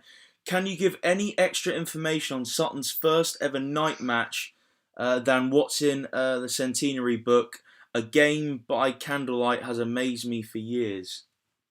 Huh? So I don't understand that. I can tell you that Sutton played Cray. I can tell you Sutton's first ever match under floodlights was. The midweek games, they might have played them, but they would have kicked off about 5:45 or something like that. Yeah, but I know we played. I've got a program for this match somewhere, and we played Cray Wanderers in a floodlit match, and that's the first time Sutton played under lights. It's only a friendly, but we played under lights. I'm just gonna check now for you. I think it ended up we won 2-0. Sorry about this. And that. It was October 1954. I think Sutton won 2-0. Cool. And that's the first time we played under floodlights. Sutton's first floodlights were put up for joining the Eastern League 63-4 season, and we played. Back then, you used to get a turning on or opening of the lights match, and Sutton's played Arsenal. A decent Arsenal team. We drew 1-1. Keith Blunt made his debut, come on a sub and scored. And there we go. That's without looking, that one. Sorry. James has come back and said, it says in the centenary book in 1907 versus Croydon team under candlelight. I think that's what James has said on the comments. So well, that may well be the case, and I'm not going to argue with that if it's in the book. But that's not floodlights, is it? Candlelight. I mean, how does that work? How many candles do you get? I actually know it myself. When I read that comment, I was surprised. Candles, isn't it? Yeah, I'm surprised about that. James said it was in the book, and he was amazed himself. So I'll take James's word for it. I'm not going to argue with it. It may well be, but I don't know what they mean by candlelight. Yeah, actually, Football History's commented. We played Dagenham 5 times in 1 year, so that was it's another long period where we played one team. Yeah, as I say, there's loads of sequences like that, but I just remember those 3 Bognor games because I didn't see any of them. So now on to the conference era. Before we get into those 2 glorious back-to-back FA Cup runs in '88 and '89, what were our seasons in the conference like, making that first step up to that standard? Well, we started off quite slowly. Paul McKinnon wasn't there the 86-7 season. He wasn't because he was playing abroad. So we started off, and Lenny was injured as well, so we didn't have any recognised forwards. And we drew Telford at home, come back from 2 down. And Paul Fulton and Paul Rogers scored the goals that day. And then our first conference win ever was at Barnet, and they were like sitting in a table. They were one of our favourites to win the league, and we won 2-1 there. Come back from 1-0 down, scored 2 down the hill at Underhill. That was a brilliant afternoon. That was played really well. Sutton did, and then we just rolling along, getting a feeling of it and everything. And then Paul McKinnon came back, and bang, God blimey, we started hammering teams. Big Kieran 8-0, put 7 past Bath. And he wasn't there that long. His goal scoring record that season was pretty decent, and he wasn't there that long. And he went off to Blackburn Rovers, and Sutton then signed Mickey Joyce back from Maidstone, 86-7, and Joyce, I don't know if he might have recounted this story. Came back, and who were we playing in his first game? We were playing Maidstone away. He got sent off for swearing at the ref. When we scored a goal, we bounced down behind the goal line, and Larson didn't give it, and he got sent off for dissent. And then Mickey Cornwall scored a brilliant goal when we were down at 10, and we won 1-0. And then the next game after that, we beat Maidstone 3-1 in the return. Joyce scored twice, and that So yeah, we lost Macca. We only had him briefly, but we did really well. A good finish that season. In 87, well, to my mind, and up until very recently, and maybe still, the 87-8 Sutton team or squad was the best squad I've ever seen at Sutton. And that's the team that ended up taking Middlesbrough to a replay. They were absolutely superb side we had back then. Full of attackers, attacking intent. Great line in the back. Ron Fearon in goal. Really, really solid team we had back then. And at one stage, I think the directors were starting to get a little bit worried because they thought we might be pushing for the title. It didn't pan out that way in the end. But which is probably just as well, because I think a bit like now, we probably couldn't afford going to Football League. And that, but you know. I was going to ask you as well. And now we're on to that FA Cup run. What are your memories of that cup run? What was going to? Because my granddad's a Middlesbrough fan. I've heard when I was a kid, I heard a lot about Ayrton Park. What was that going to that ground actually like? If you were at that game? Yeah, I was there. Yeah, it was. Well, we got stuck down the away end behind one goal, so we were sitting in some seats which were elevated above. I think they might have been terracing below. And then there was two stands obviously down the side, and then the home end, which was a big covered terrace, and that, I think there was about 17,000 there that night. Sutton came out, as the teams came out. Trevor Roffey got ready, and then got coined before the game even started. So there was a delay. You want to make sure he was all right, and then Sutton were absolutely, arguably. It's very difficult to say comparisons, but Middlesbrough were in, I think they were in the top two of Division 2, the old Division 2 that season. I'm not sure if they didn't get promoted. Gary Pallister from Ripley and Tony Mowbray was centre half alongside Pallister. They had some decent, obviously decent footballers, and but we matched them in that game, with both games. Middlesbrough, I've never seen Sutton team play up to then anyway. Play as well as Sutton did that night. Paul Rogers was absolutely outstanding, and we came so close to beating them. The crossbar with about 3 minutes left, Nigel headed across against the crossbar. He just bounced down and away, and then they scored in extra time. But it's 1-0. But I think the Middlesbrough fans, after coining Trevor Roffey before the game, they were excellent afterwards. They were singing Sutton's because they know the team we'd given them one hell of a game. I was so proud after that. Massive pride in the club and the players and everything after that match, because we had played so well. It was just superb night. I mean, but to get there, all the shot we beat 3-0, and we should have beaten them about 6 or 7. Because we were so much better than them, and they were in the old Division 3 then. They weren't even the Division 4. All right, they were heading their way into going bust. But and they do have players sent off, but we were already better than them before they had the players sent off. And just, we should have hammered them. It should have been about 6. And then Peterborough away, and what a fantastic afternoon that was. I stood behind the goal, and it was quite low, slungly covering, and that, so you were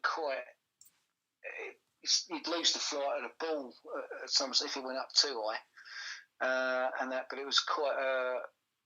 It seemed like there was quite a lot of Sutton fans doing it, and it was very dark, little. But what a night, what a game that was! Another, fantastic performance from Sutton, and when Lenny headed in Mickey Joyce's cross to make it 3-1 right at death, and he's on the fence because there was fences up then. And that, well, Lenny on the fence, asked Dave Barry about Lenny on the fence. That was fantastic that day. Really was, brilliant stuff. And then, go on. I was going to say, was it Everton? If we'd won that game against Middlesbrough, we'd been at Goodison. But, that would have been fantastic, wouldn't it? But if we had beaten Middlesbrough, would we have beaten Coventry the following season? That is a good because wouldn't they been wary of us? Yeah, I think it's an interesting one. So it would have been nice, but can't be too greedy, can we? No, certainly not. We'll get on to that FA Cup run now, where it's got to be probably quite a lot of people's greatest ever Sutton game. But can you talk to me about the run, all your memories about the run, and obviously the big Coventry game? You say that, but the 87-8 run, we started in the first qualifying round, we beat 2 Football League clubs, yeah? Okay? The 88-9, we started in the fourth qual, we beat 2 non-league sides to get to the third round.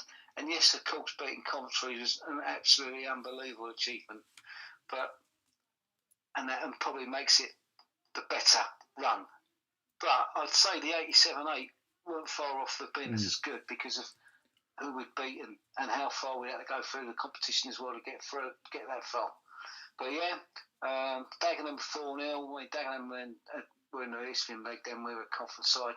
Had a bloke sent off Staunton, turned around and thumped Paul Rogers, I think it was, for no reason whatsoever other than that he was running rings around him.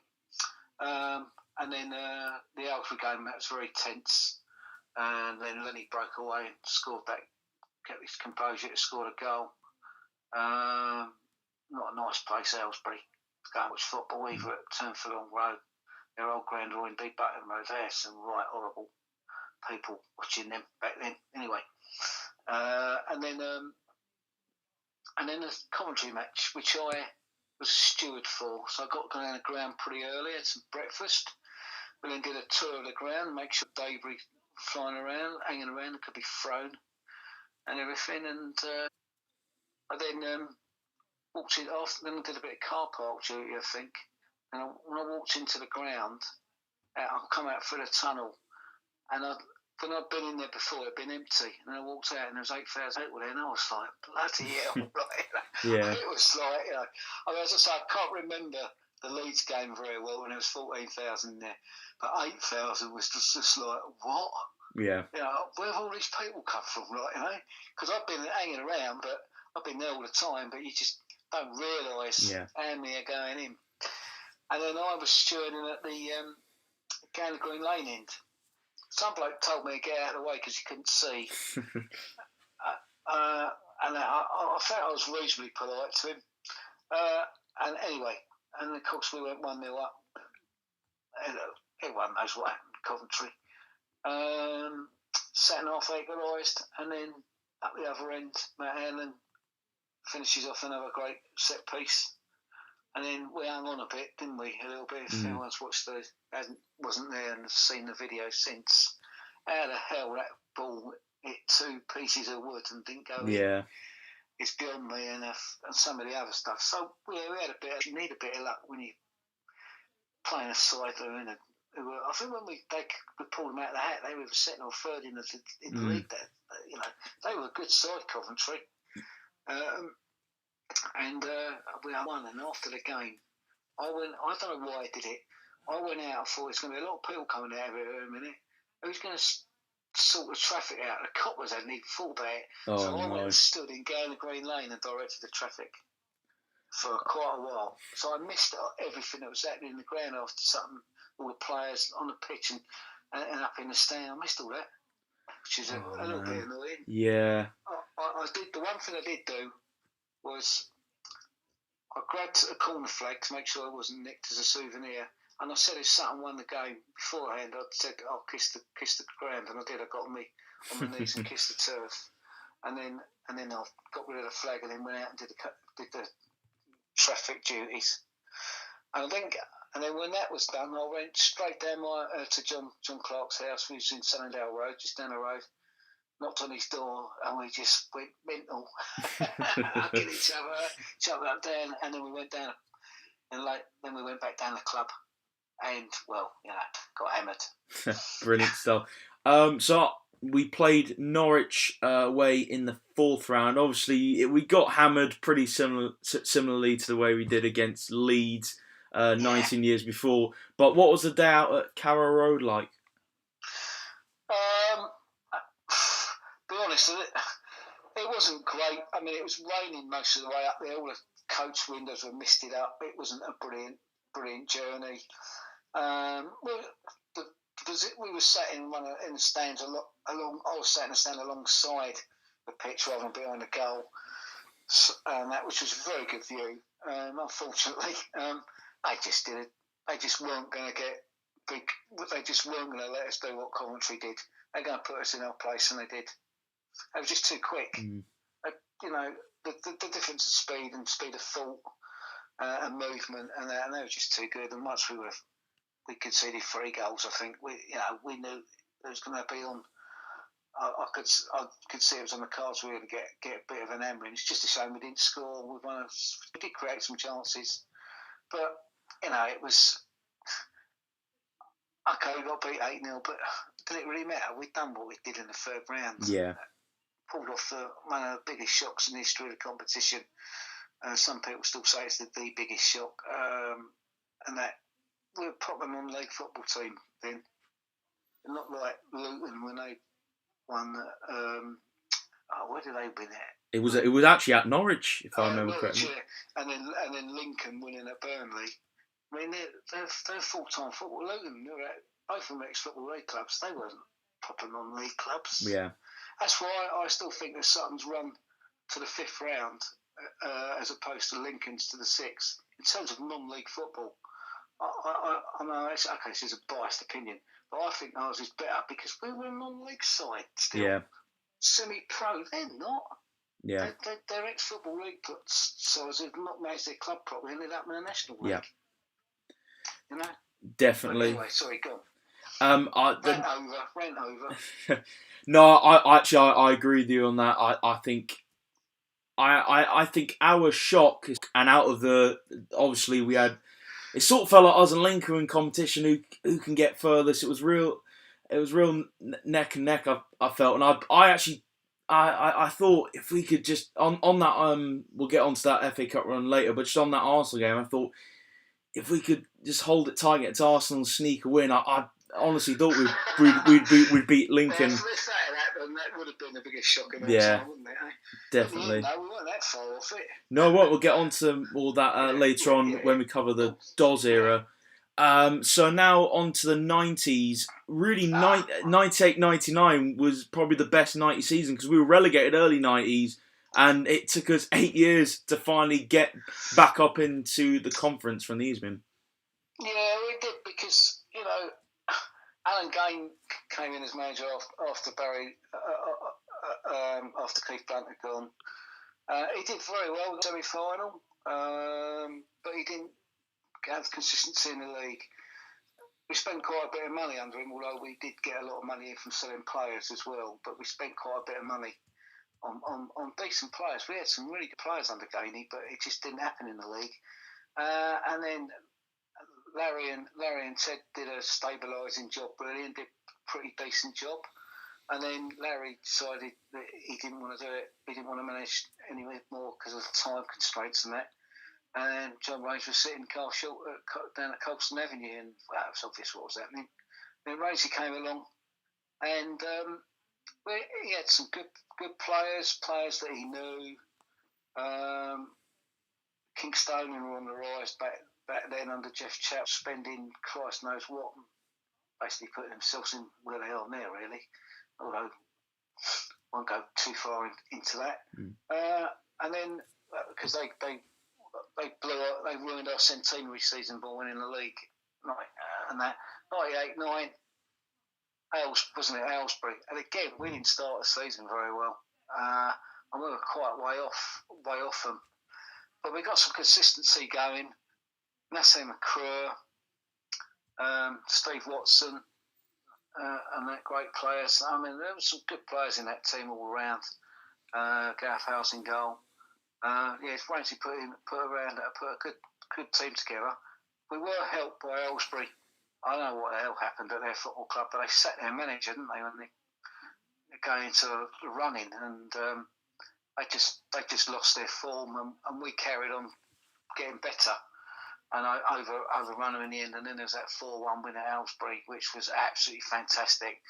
I always remember just seeing all those fans behind a goal at that match. I couldn't remember seeing so many Sutton fans at a away league game as that one. 4-1. and then just carried on and won the league, deservedly so. A good side, that really good side.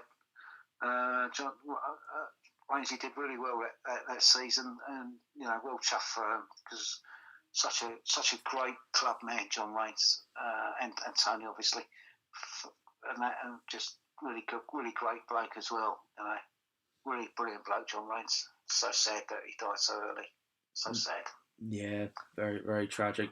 And the season after went straight back down in 22nd place, and then it really John Rains had a period of time where we were just really stuck in Isbian for a bit, and then we got promoted in the end. It was difficult. The season we got relegated from the conference, I actually stood on a pick-off when we got the trophy for winning the league after annihilating Aldershot 5-0. And everyone's jumping down. I thought, we're going to come straight back down next season. And I wasn't wrong, was I? You asked Bob Budd about that. I'm not lying. I did do that.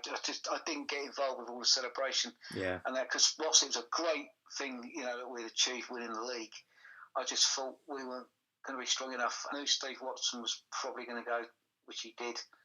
And then Nazim went as well. And whilst two players don't make a team, they were big players in that squad.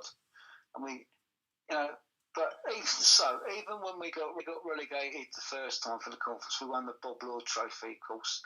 Right, that season when we got relegated, we got to a trophy semi-final. Okay, we ended up getting mullered by Kingstonian 6-0 in the second leg, but we were running out of players by then. There was injuries. Barry Later went off in that game injured. It just all fell to pieces. It was just so sad. And that we'd done so well in that trophy run and winning the Rushden Diamonds. Amazing that night. That was that 3-1 win. Brilliant night. But anyway, yeah, Rains. It was tough. It was tough. The game was changing in the early 2000s. Money was becoming an issue. We didn't have as much of it as some other clubs probably did. Rainsy used to say, I can remember him saying, he said, you go and look at a player and think, yeah, he's all right, he's decent, and then he go and sort of try and sign him, and he said the money they wanted was just horrendous, and he goes for the amount of money they wanted, and he really struggled to come to terms, I think, with that aspect of football about the money that these players wanted to play Eastern League football, yeah. And that, but it carried on the 03-04 season when we finished second to runaway leaders Canvey, and that was about bringing the youth players on. Matt Gray had already got himself in there, Paul Honey, Nick Bailey, of course, and then John Nurse. Nursey, I worked with at Surrey FA. What a great fella he is. What a bloody good player he was as well. Bearing in mind, he was been playing park football, and we got him when Mr. Dunn, reserve team manager, got him into reserve team. Yeah, picked him off a park. He was playing Malton District League, I think it was, and John Nurse was a revelation, and of course, Carl Shorten 6-0, and always go down as one of the big moments of the early noughties, I think, and that we ripped them one, and that. But there we go. Brilliant. So we achieved promotion in 2004. Had a few years in the Conference South. It wasn't promotion. It was a restructuring of the. Sorry, my mistake. Of course, the Conference South and North were introduced. We had to finish in the top 11 or 12 of the Eastern League. We finished second. Problem was though, and they immediately made us favourites to win the Conference South because we'd finished second in the Eastern League. But we lost all the players. John Nurse went, Nicky Bailey went, Tony Quinton went, who else went? Toby Ginedo went. We lost all the players. I have to admit, I didn't enjoy it the early seasons of the Conference South. I really enjoyed them. We had one good season season where we started really, really well and then just faded off. And they were all a struggle. And it was, again, I'm going to go back. I think a lot of it to do was down to the financial what players wanted and what we could afford and what we were prepared to pay. Maybe don't quote me on that because I don't know, but I'm just listening to Rainsy.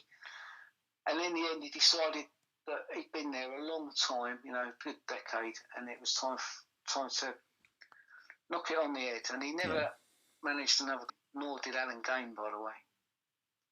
Going back a bit, but Alan Gain said he didn't want to manage anyone else after Sutton. He was so disappointed about leaving Sutton. But I was going to say, was it Ian Hazel who took charge shortly after John Raines? Correct? Look for Ian Hazel, bit of a rookie, more of a coach than a manager, really. Lovely bloke with Paul Harford.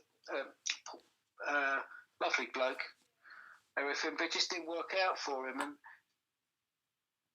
when you're possibly fighting against clubs that got more money and that sort of thing, it's about your contact book, isn't it, sometimes? Yeah. I'm not sure that he had the contacts, really. And, as I say, we managed to keep us in the division the first season, but the second season was, proved to be a bit more difficult. And, of course, we all know what happened in the end. Ernie Howe came in, very experienced in time at Basingstoke. But like Alan Pentecost, who wasn't the greatest Sutton manager ever, Ernie Howe wasn't the greatest Sutton manager ever, in my opinion. Didn't like the way he slagged the players off in the press. But he did bring in one club legend, didn't he? And that was Craig Dundas. Yeah, definitely. And so we were relegated in 22nd place to the Isthmian, and a certain Mr. Paul Doswell, I'm not sure anyone knows who he is, came into the club, and as they say, the rest is history. But I'll the floor is yours, Mark, because this is one of the deeper. I didn't really know much about him. All I knew was that some of the Gandemonian guys weren't that brilliant fan of his when he was at Eastleigh. Why? I'll be honest with you, I don't know why. But when he turned up, and we heard stories about he interviewed the club interviewed him and stuff like that, I was like, well, okay, fair enough. But he soon got to know what Doss was about. He was very direct. His communication. Yeah. In a way, not with, obviously with the players, but with the club and then with the fans. I can remember him after we played Tommy, pulling people, all the fans around and holding the conference, after the game finished. Who does that in an away game? Yeah. But he did it. And then trying to get people to realise situations and all that and what they're trying to do. I mean, you think, when he joined, we had Alan Bray and Craig Dundas left from the squad that got relegated. Everyone else had gone. He actually had to start again. So it was going to take a bit of time, wasn't it? But in the end, obviously his playoff record for Sutton is pretty disappointing. Yeah. But we had some good seasons though. We got back in the FA Cup runs in the early seasons under Doss, and he said he wanted to bring a smile back to the club, and he did that without a doubt. And he did a little bit as well. But to start with, he certainly brought a smile in. Brought some decent players. Like Matty Ham was a good player, and some experienced players as well. Knew what we needed. Finally got us out of the back into the Conference South after winning the Isthmian League 10-11, Rhyme, whatever you want to call it, in a 10-11 season. So, he delivered. It was this time, we were ready to go up into the Conference South. We were geared up for it. The club had changed a lot in its approach, its mentality, everything, and that, which you got to say.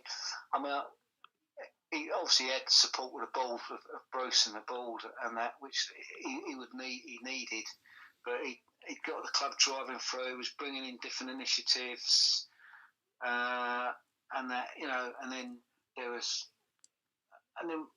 we carried on. We got in the playoffs. We had one bad season, the 14-15 season, where he totally got it wrong. He signed the wrong players.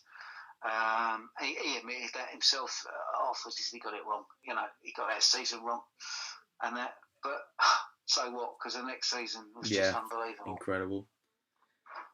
The 26 match unbeaten run to overhaul Ebbsfleet, with the budget that they had, allegedly had, and then what we were able to.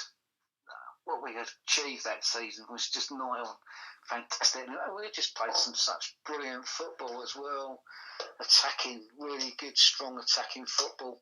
But that was a scene when I really, really lost my rag at Ebbsfleet, and that was because their goal, which was scored by Jordan Parks, who banged in a few against us for Hemel, he was very good at hitting a football.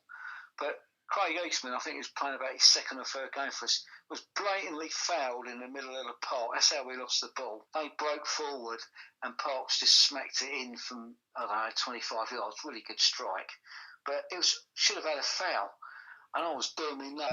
As I said, I was under a lot of pressure at home. Because I'm a bloody and then I just went mental. I'm not going to go into what I said, and that. And then of course we got the penalty late on, and it was a blatant penalty. I don't know why the guy did what he did, but he just bundled Dundo over and off the ball really. And Dundo took the penalty, and of course the goalkeeper guessed right and saved it. And the follow-up ended up over the bar, and Bessie Gomez got sent off for violent conduct when all he did was push the bloke away who was going up to him, baiting him because we just missed the penalty. And the bloke staggered back. If you watch that on video again, he staggers back about 4 or 5 steps before he falls in the bed. Yeah. And I went mental when the referee sent him off. I was standing right there, right behind the goal, right next to the wall, and well, I'm not going to go into what I was calling the ref, but it was, I really lost it. and then you just thought, well, they're going to end up winning the league. I don't think they were that. On that night, I don't think they were better than us. I thought we gave them a bloody good game, and we deserved something out of it. I think that's probably one of the reasons why I've got so annoyed as well.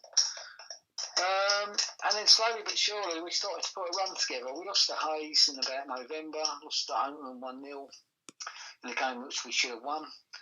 And then we started putting it all together, didn't we? Yeah. Well, most of the people probably listening aren't going to bore them with the details, but we're putting some tremendous performances.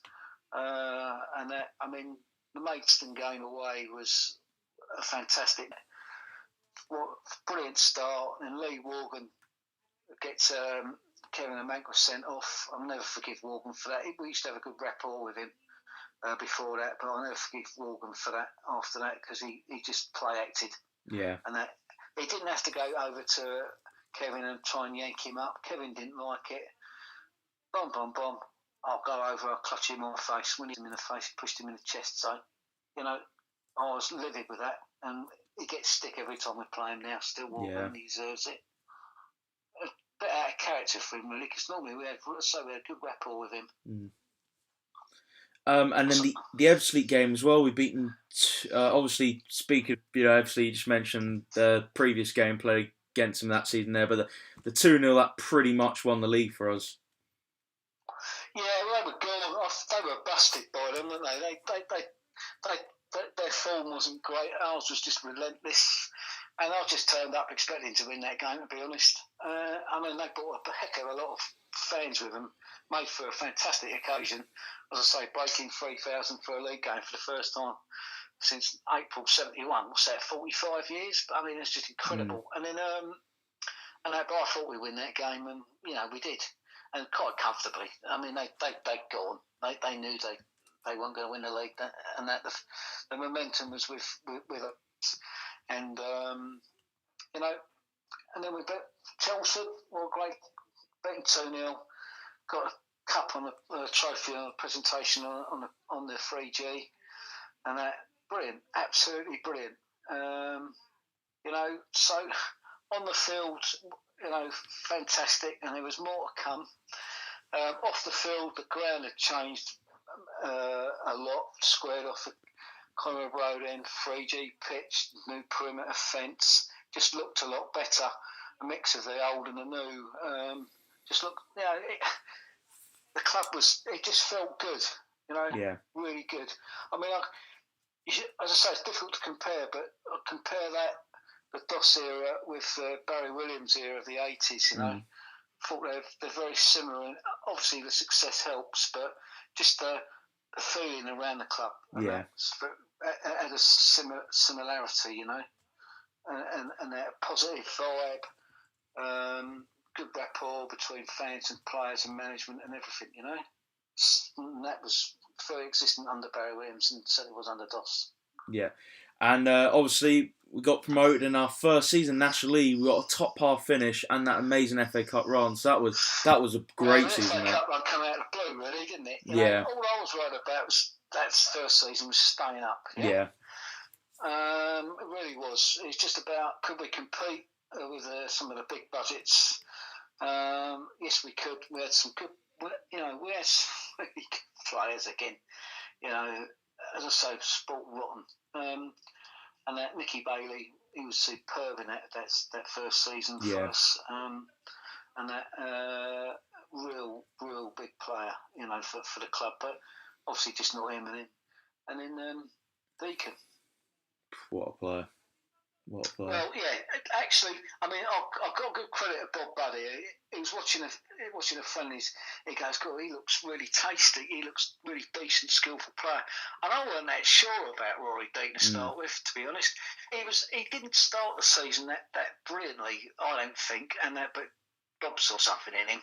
He had a lot of skill, don't get me wrong, but he just come alive in those big games.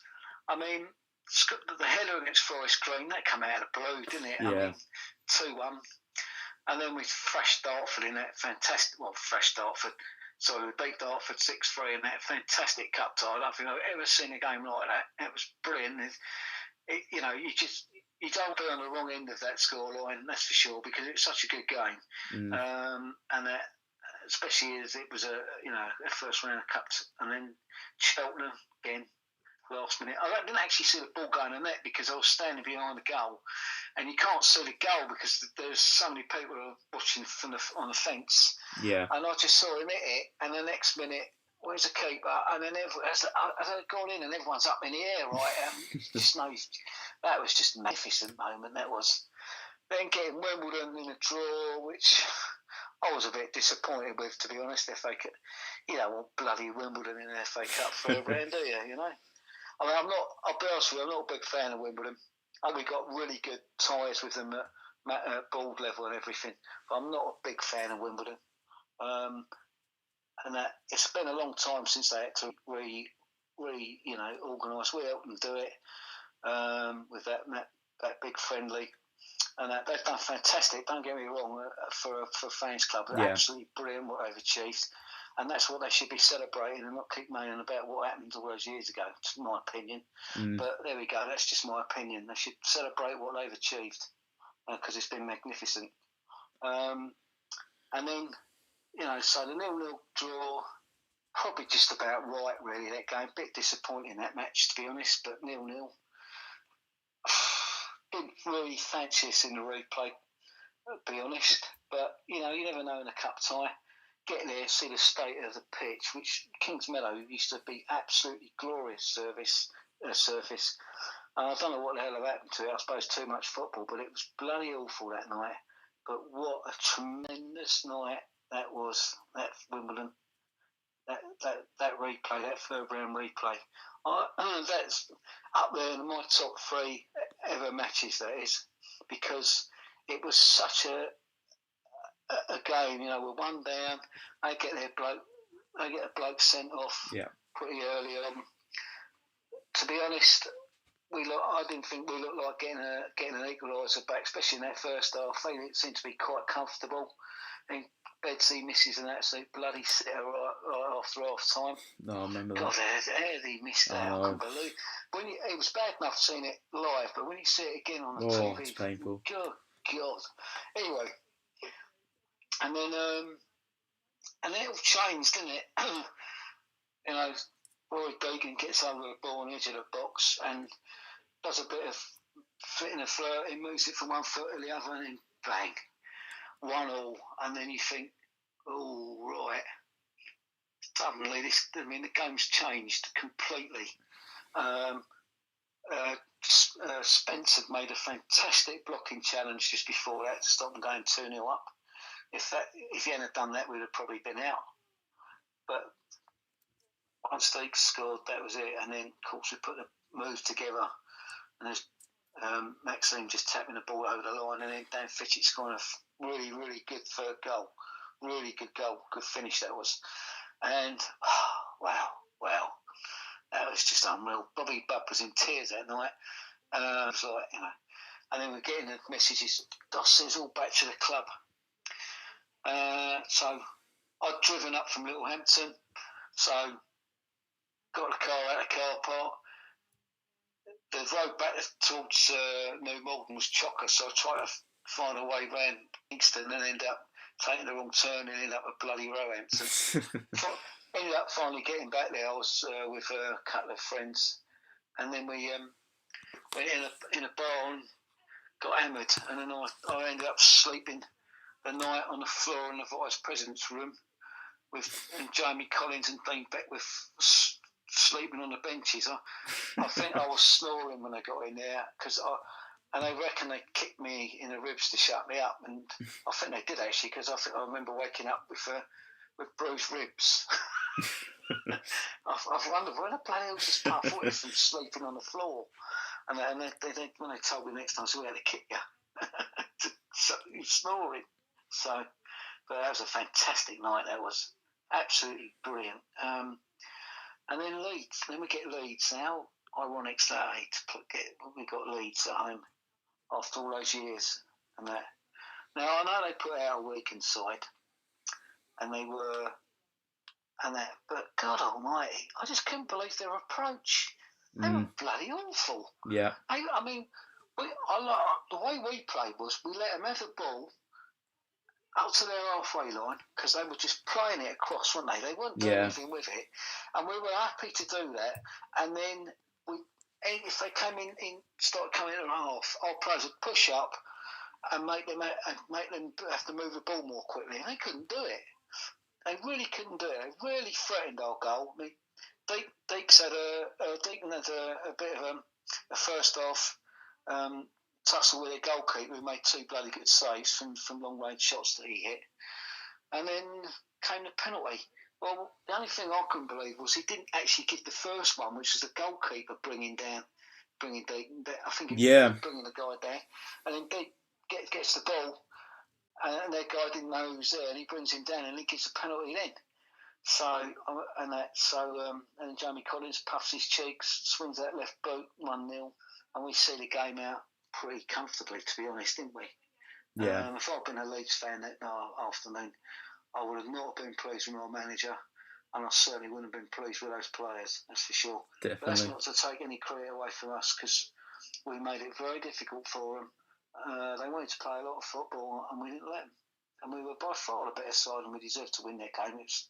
I have to say, I did cry my eyes out a bit after that game, because it took me all the way back to that Leeds match, which I went with my mum and my dad and my uncle, and obviously my mum and dad aren't here anymore, and my grandfather, and it just took me all the way back then, and I had a bit of a tear walking out of that ground, or walking to the bar, and that was another massive booze up.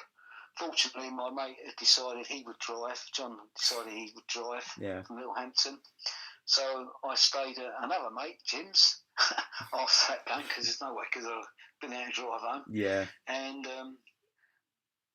then walked up to Sutton Station with the news agents and bought all the national press, all the papers.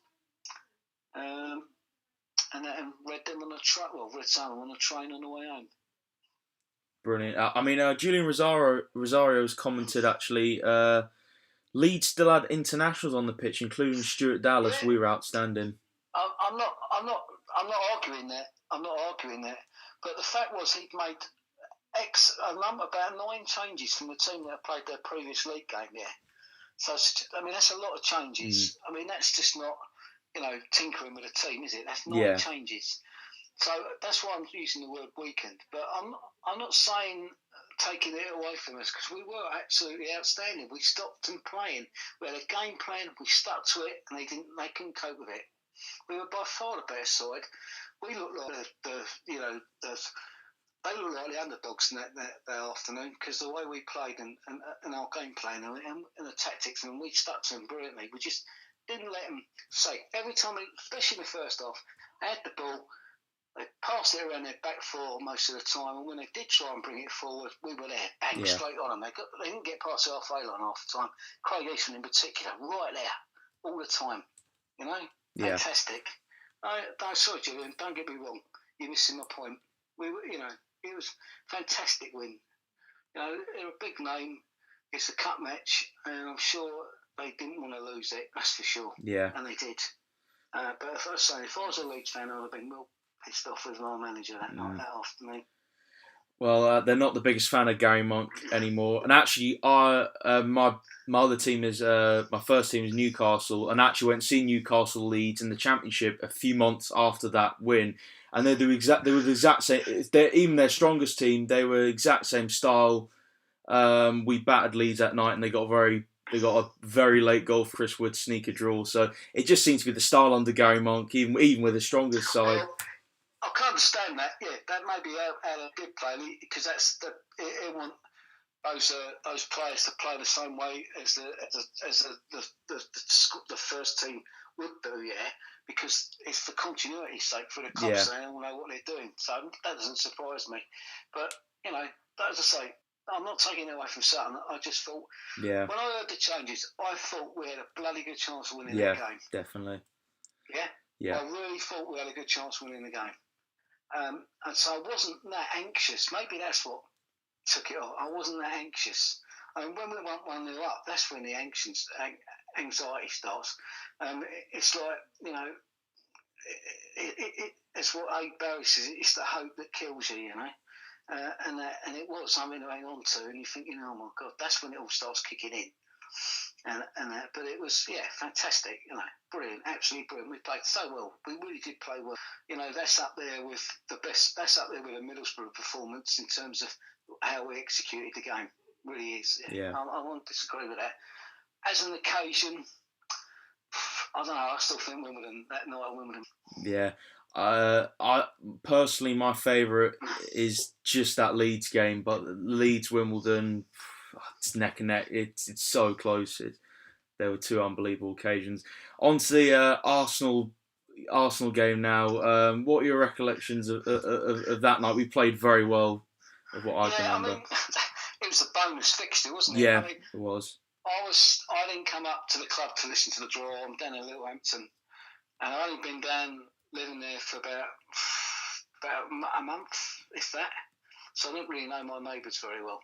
So I'm watching the TV, the draw come out, and I knew the numbers, and I couldn't believe it. I was screaming my head off. I mean, I was swearing and everything, and God knows what they must have thought of me. Yeah. Got some nutter living next door, and they have actually. And that is just fantastic. I couldn't believe it. I put on Facebook, I said, unbelievable, your wildest dreams. Arsenal going to Green Lane, unbelievable, and that, and I remember putting it on Facebook. I was just so excited. I mean, some of my friends will know that in the days long gone by, I was a bit of a gooner, and that, I mean, that's a long time ago. I mean, I'm not so much now, but I was when I was a kid, really, and that they were a team I sort of followed for a while, anyway. So that was nice for that respects. But getting to draw Arsenal, Arsene Wenger, all their players, that they had, and they put a decent side out. He didn't take the mickey. He didn't do what Gary Monk did. He put a decent side out, and we gave him a bloody good game. And we were a bit, Alan May shanking that chance. If he had been on his other foot, maybe. Roy Deegan it in the bar. Jamie Collins just heading the ball over from a set piece.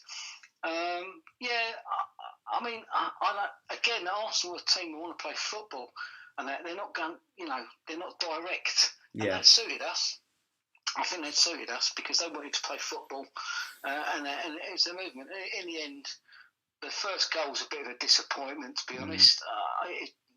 Ross Warner was unsighted, and I think the bloke it was a bit of a speculative shot, really.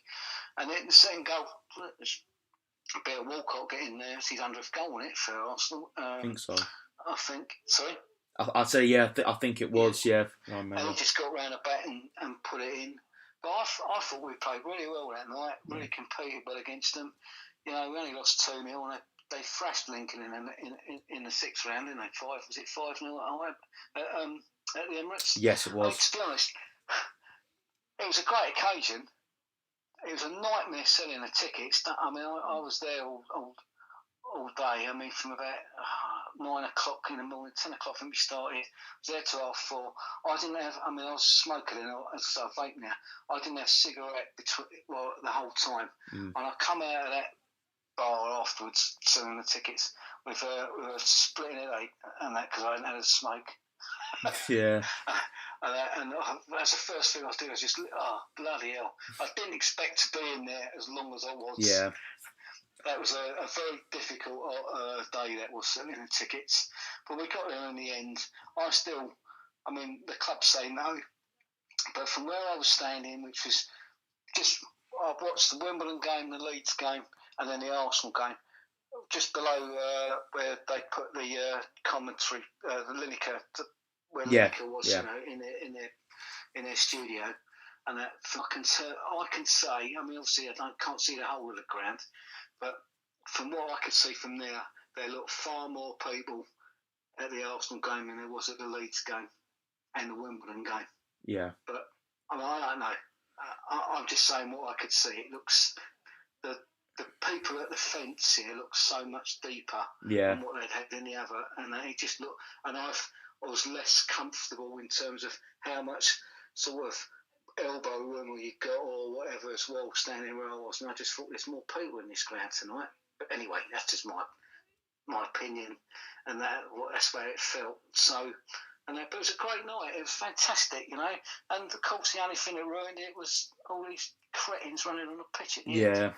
Some players couldn't take a lap of honour that they bloody deserved as any other team have achieved over the years for Sutton. They weren't allowed to do that.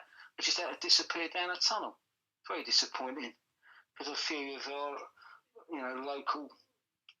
locals decided that they were going to ruin it for everybody else. So really disappointing that was. But great run, fantastic. The financial aspect of it, brilliant. Able to do a lot of stuff to the ground. Did the right thing with the infrastructure and everything. And then we arrived where we are now. We finished third the following season, which was unbelievable. We were top of the bloody National League. God knows how many times. I just couldn't. When we got there the first time, I thought, bloody hell, have we managed that? But we kept staying up there. Unbelievable, really. Unbelievable achievement for the club.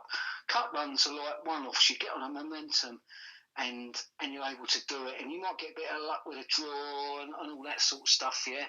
And you get through and then you have a good cup run. And they happen every now and again. But to carry that on over 46 matches of the league, well, majority of it anyway. Okay, we fell away a little bit towards the end around Easter, but to be able to carry that on was just fantastic, and just a disappointment of losing and not getting to Wembley, which is what I would, that is the thing I want to do. Is I've only seen something at Wembley once, as I said way back in about 3 hours ago when I started this was. We lost in the last minute. I'd love to go back to Wembley and see something team win. It's about the only thing I haven't really seen us do, to be honest.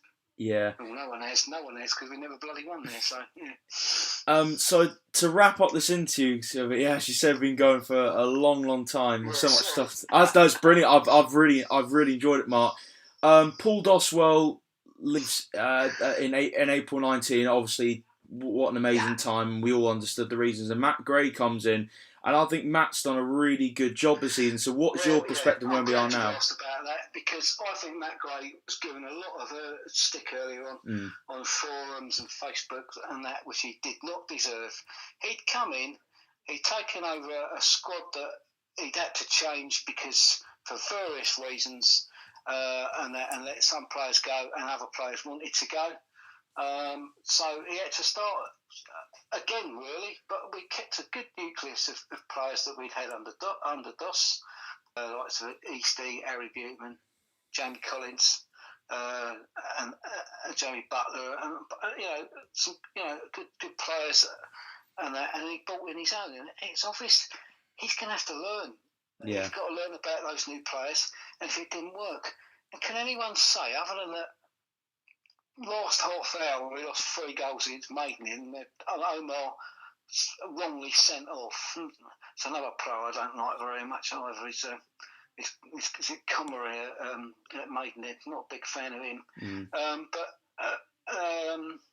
Anyway, and we, other than that game against Maidenhead, we played some really good football. We just couldn't get the goals and that. I did put on Amber Planet. I said I'll be worried when the players stop playing for Matt Gray, which they never did. And fortunately, okay, he jigged it a bit. He brought in Louis John. He brought in Nick Zanef.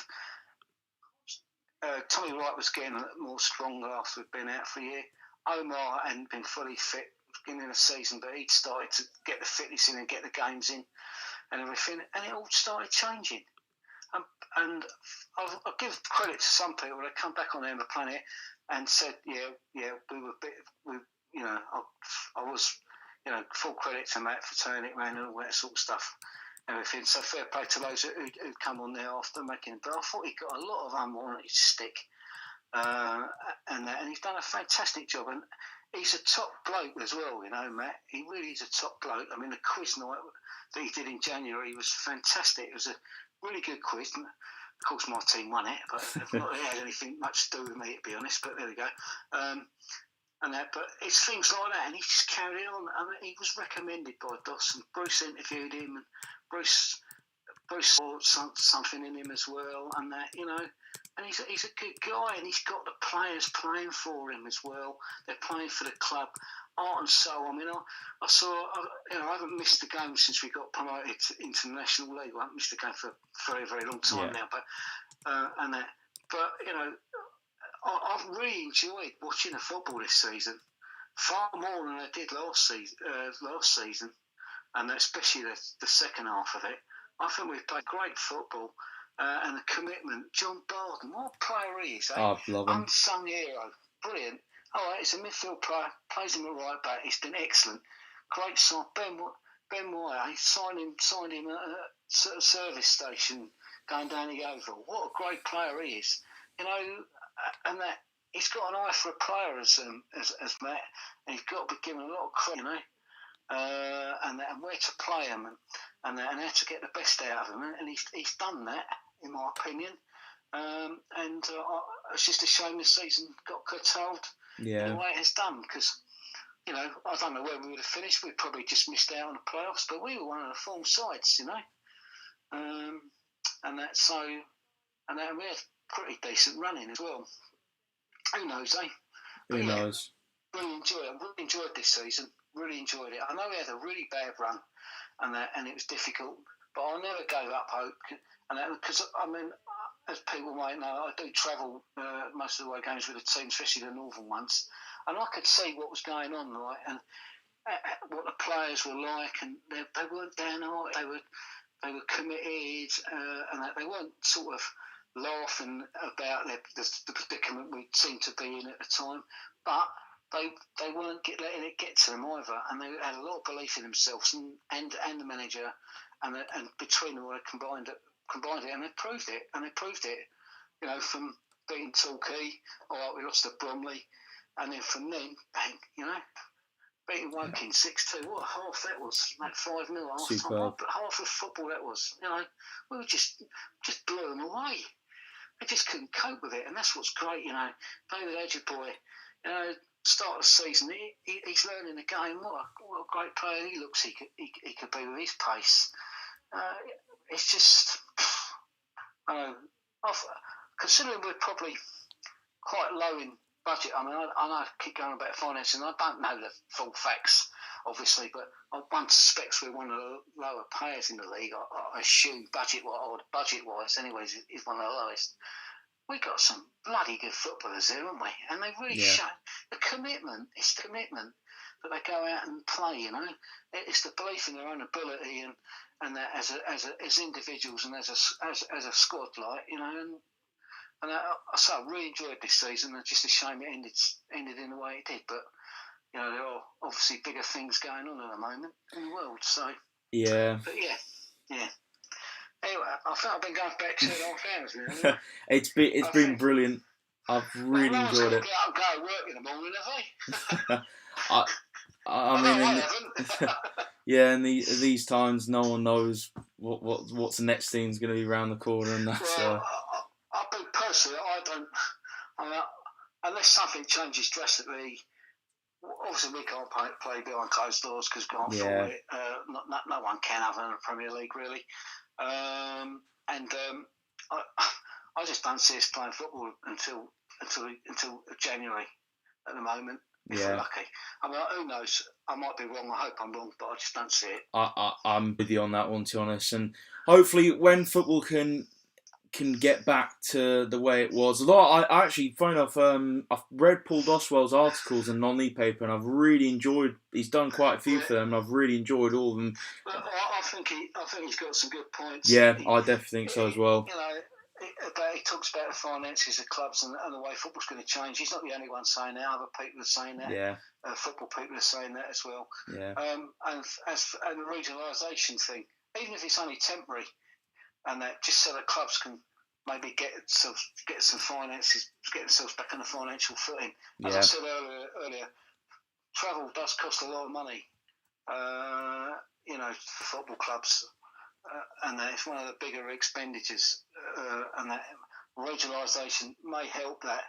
I don't know how much, but it's going to make some. You are going to make some savings, and hopefully you might get some bigger gates as well. Yeah. With more local teams playing, or take local, you know, southern-based sides in it. But we'll wait and see, because that's quite a big step. And I don't think the Football League, I mean, they haven't really handled this very well. I think. No. I'm not sure that thinking out of the box is something that they do, is it? Yeah. Weren't exactly on our side with the 3G pitch situation either, so, yeah. Well, if they're going to have to let that go, aren't they? Because they can't kick us out because they're going to restructure the league because of something that's because of an epidemic, should we say? Because that's what it is. It's because of this. Yeah. It's all because of the situation.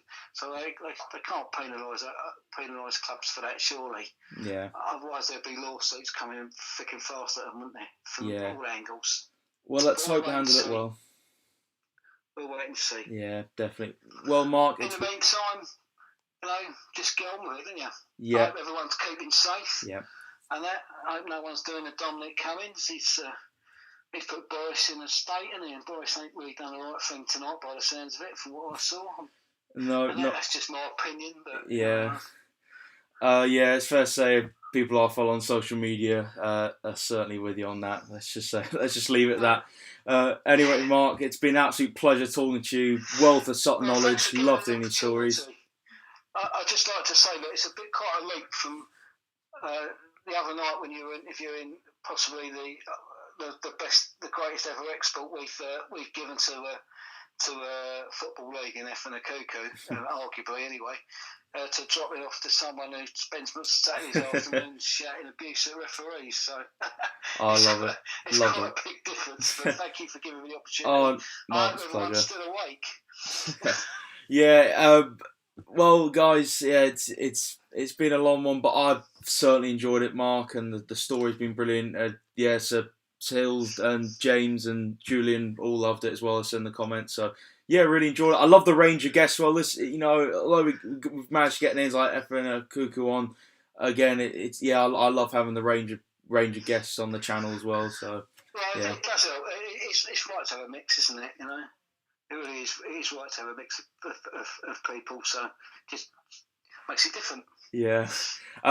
Anyway, Mark, I hope you have a good rest of the remaining bits of the night we got. It's very late now. I was meant to have bid for 2 programs on eBay tonight, old Sutton programs, and I haven't done it because I've been doing this. So, and I'll probably have missed out anyway because the last one I went for 56 quid, and I can't afford that. Yeah, I know it's one I really wanted as well, but I can't afford 56 quid. So there we go. Well, Mark, as I said, really enjoyed having you on, and thanks, Tom. Fantastic. All right then, Mark.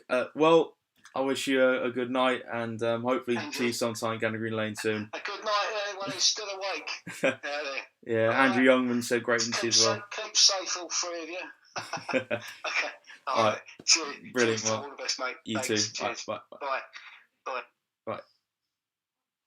Well, there you go. That was Mark Frake. Just went over 2.5 hours, but I love to listen to his stories. So, we'll put our schedule out sometime soon, hopefully, just finalising that. I think got Dave Fairbrother on this week, if I can remember. So, also, actually, James put ages ago in the live chat, I'll just give us a shout out. Ahmed's been working on the Larry Pritchard testimonial highlights review videos. That'll be out soon. Can't give a date yet, but that will be out pretty soon. So join us for the next live show. Follow us on Twitter at SUFCtv, and obviously it'll be follow at Sutton United as well, the official account, because they'll put the schedule up on there for what we got next. So thanks for tuning in tonight, guys. Really hope you enjoyed it, and we'll see you next time.